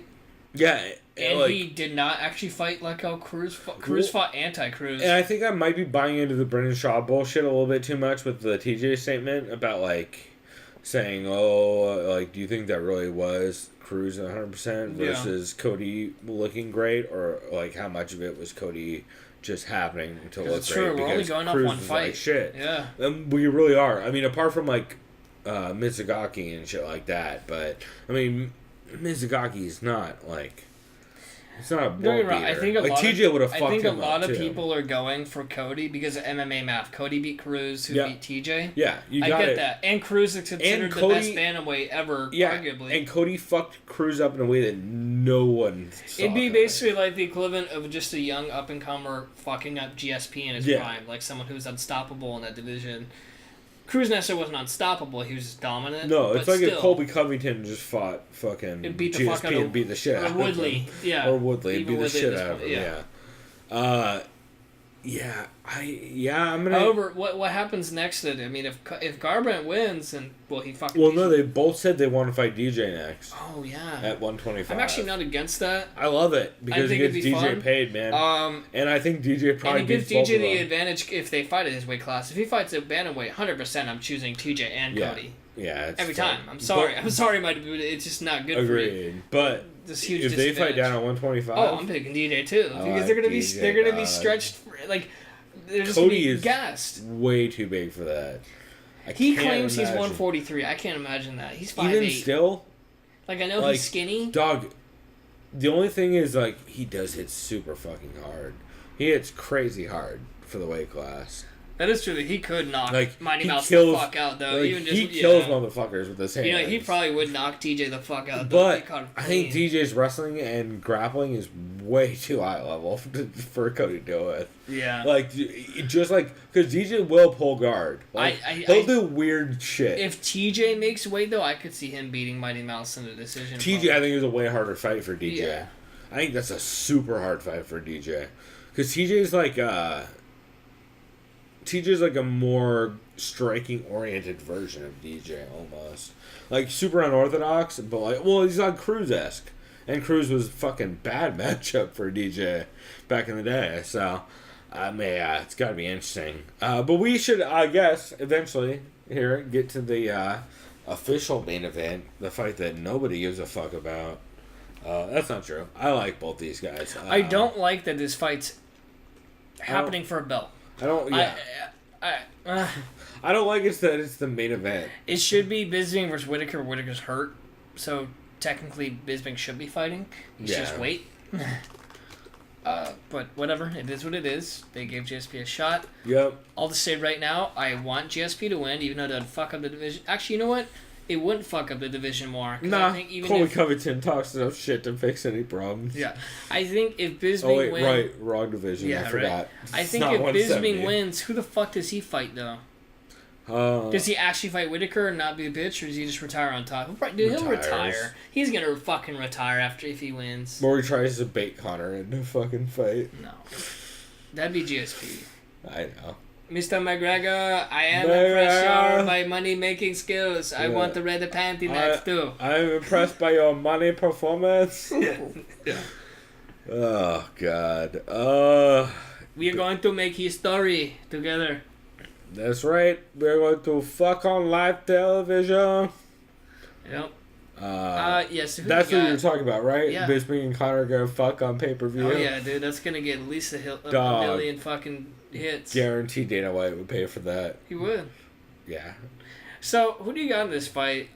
I'm going to go Bisping. I have Bisping by just stand-up murder. I actually have Bisping on my fantasy team. So, just like I have JJ and I have Masvidal, I'm going to go with him. But I have Bisping also because he's pretty good off his back. It all comes down to the takedown. And how well Bisping can pop back up if and when he does get taken down. But people don't realize, like, Bisping has been working his ass off on his wrestling. Especially since he saw fucking Whitaker get that interim belt. Well, and he's talked a lot about how, like, he trained with George way back in the day, and George out-wrestled the fuck out of him because Bisping was terrible at takedowns back in the day, which everybody knows, including Bisping.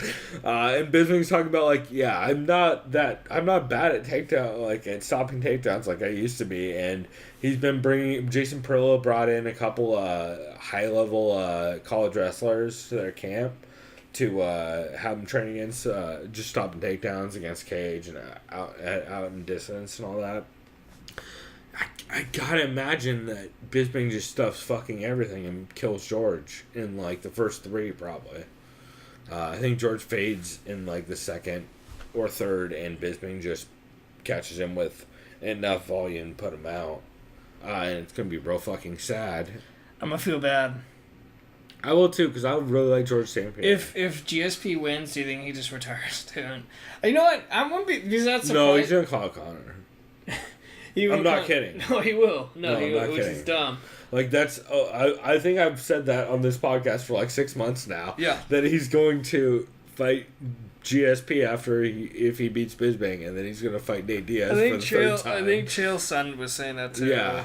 It's so obvious. Like, it's very, very obvious that that's his plan. The only other fight he can do is just against Woodley, because he'll be like, "Oh, I am the greatest welterweight of all time, not you." He doesn't want any part of Woodley. Yeah, probably not. Dog, that's the literally stylistically, the worst that's matchup ever for GSP. Yeah. It's an awful matchup. Yeah. Like, fucking GSP's entire game is based off of takedowns or range striking. And that is the two things that do not work against Tyron Woodley. Yeah. And, like, anytime you pressure him against the cage, he's gonna Tyron's gonna murder you in the face region. That's it. GSP's entire game, and GSP was in the corner for the fucking Thompson fight, wasn't he? No, I think he's just in the crowd, just watching. Okay, either way, did not help. So yeah, I think that's rough, but. Man, fun fights, though, on this card. Yeah, man. I'm so excited for so much of these matchups. I think they're going to be cool as shit. Also, we should mention, holy shit, Bellator has a card this weekend. Ryan Bader's fighting for a fucking title. Yeah, against Linton Vassell. Linton Vassell? He's out of San Diego, right? Dude, I have no fucking clue. I thought Linton Vassell was from the UK. No, wait, you're right. Who am I thinking of? Somebody from down here is fighting soon. Oh, Phil Davis is on that card. That's right. Yeah. He's fighting that guy, Leo Light. Yeah, I always forget his name. I'm terrible with Bellator fighters, which I'm working on. I'm going to work on getting better at.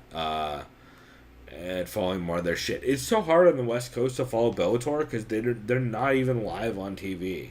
They're on a 3-hour tape delay for the West Coast, which is fucking insane. Yeah, I remember we've mentioned that before. That's fucking, that's just unacceptable in fucking sports in 2014, much less 2017. Yeah. So yeah, I don't know. I'm hyped on that. There's a bunch of fucking cards actually. I want to say on Saturday. I forget what else is happening. There's some other decent cards. I know there's Tachi Palace fights happening actually right now while we're recording, but we will go ahead and wrap this here. Chris, is there anything you wanted to plug? Nope. Got any new articles or anything coming out? Not yet? Not yet. I'm honestly, I'm just too busy with class right now. I'm just finishing up school. I hear you. Well, eventually... And there's too much of this money promotion bullshit that I already did an article on a year ago. There you go. I don't know. That's right, which you guys can find on the website. Yeah, from August of last year. Yeah. Hey, still very relevant considering that motherfucker's not taking any fights right now. Yeah, we'll see. I kind of want to see something new happen. Maybe if they introduce another weight class, I'll think of something creative to do. I'll get some input from you as well. If you want to do like a collaboration, we'll think of something cool. Yeah. Oh, shit. You know what? Next weekend, actually, is the 4 Points fights. That's right. Maybe we can do a review of that. Yeah. Recap. Maybe we should reach out and see if we can get press credentials or something for it. We'll see what we can figure out. Cool. Because they do some fun fights just down the road from us, so maybe we'll look into that. But look for all of that coming up. We're going to go ahead and wrap this episode here, but if you guys don't know, you can find us at thesoundofviolence.com. You can send us an email at chris@thesoundofviolence.com. Let us know what podcasts we should be listening to and which ones we're missing out on, especially if there's new podcasts that are dropping that you guys think are dope. Fucking for sure hit us up. Shouts out to Judo Bill Tyler, as always, because he's cool as shit. Even if I am throwing him hella cash every week for keeping the Kangaroos gym open on MMA Tycoon game. Oh, yeah. There's some inside baseball. And let's see. I don't know what else we want to shout out. TSOV Pod on Twitter. We've been putting up some fun stuff, like our Cecil Peoples picture on Halloween, and I don't know if we tweeted out Chris Stanley stuff, but I'll retweet that at some point. But yeah, hit us up, let us know what we should be checking out, and next week I hope I'm going to check out Tyson Pedro's podcast, because he's got a cool one called The Half Cast that I've heard of, but I didn't see him drop an episode yet, so we'll cover that. And anything else you want to mention? Nope, that's all I got. Cool, bruh. Well, then until next time, everybody, go do something decadent. Out. Peace.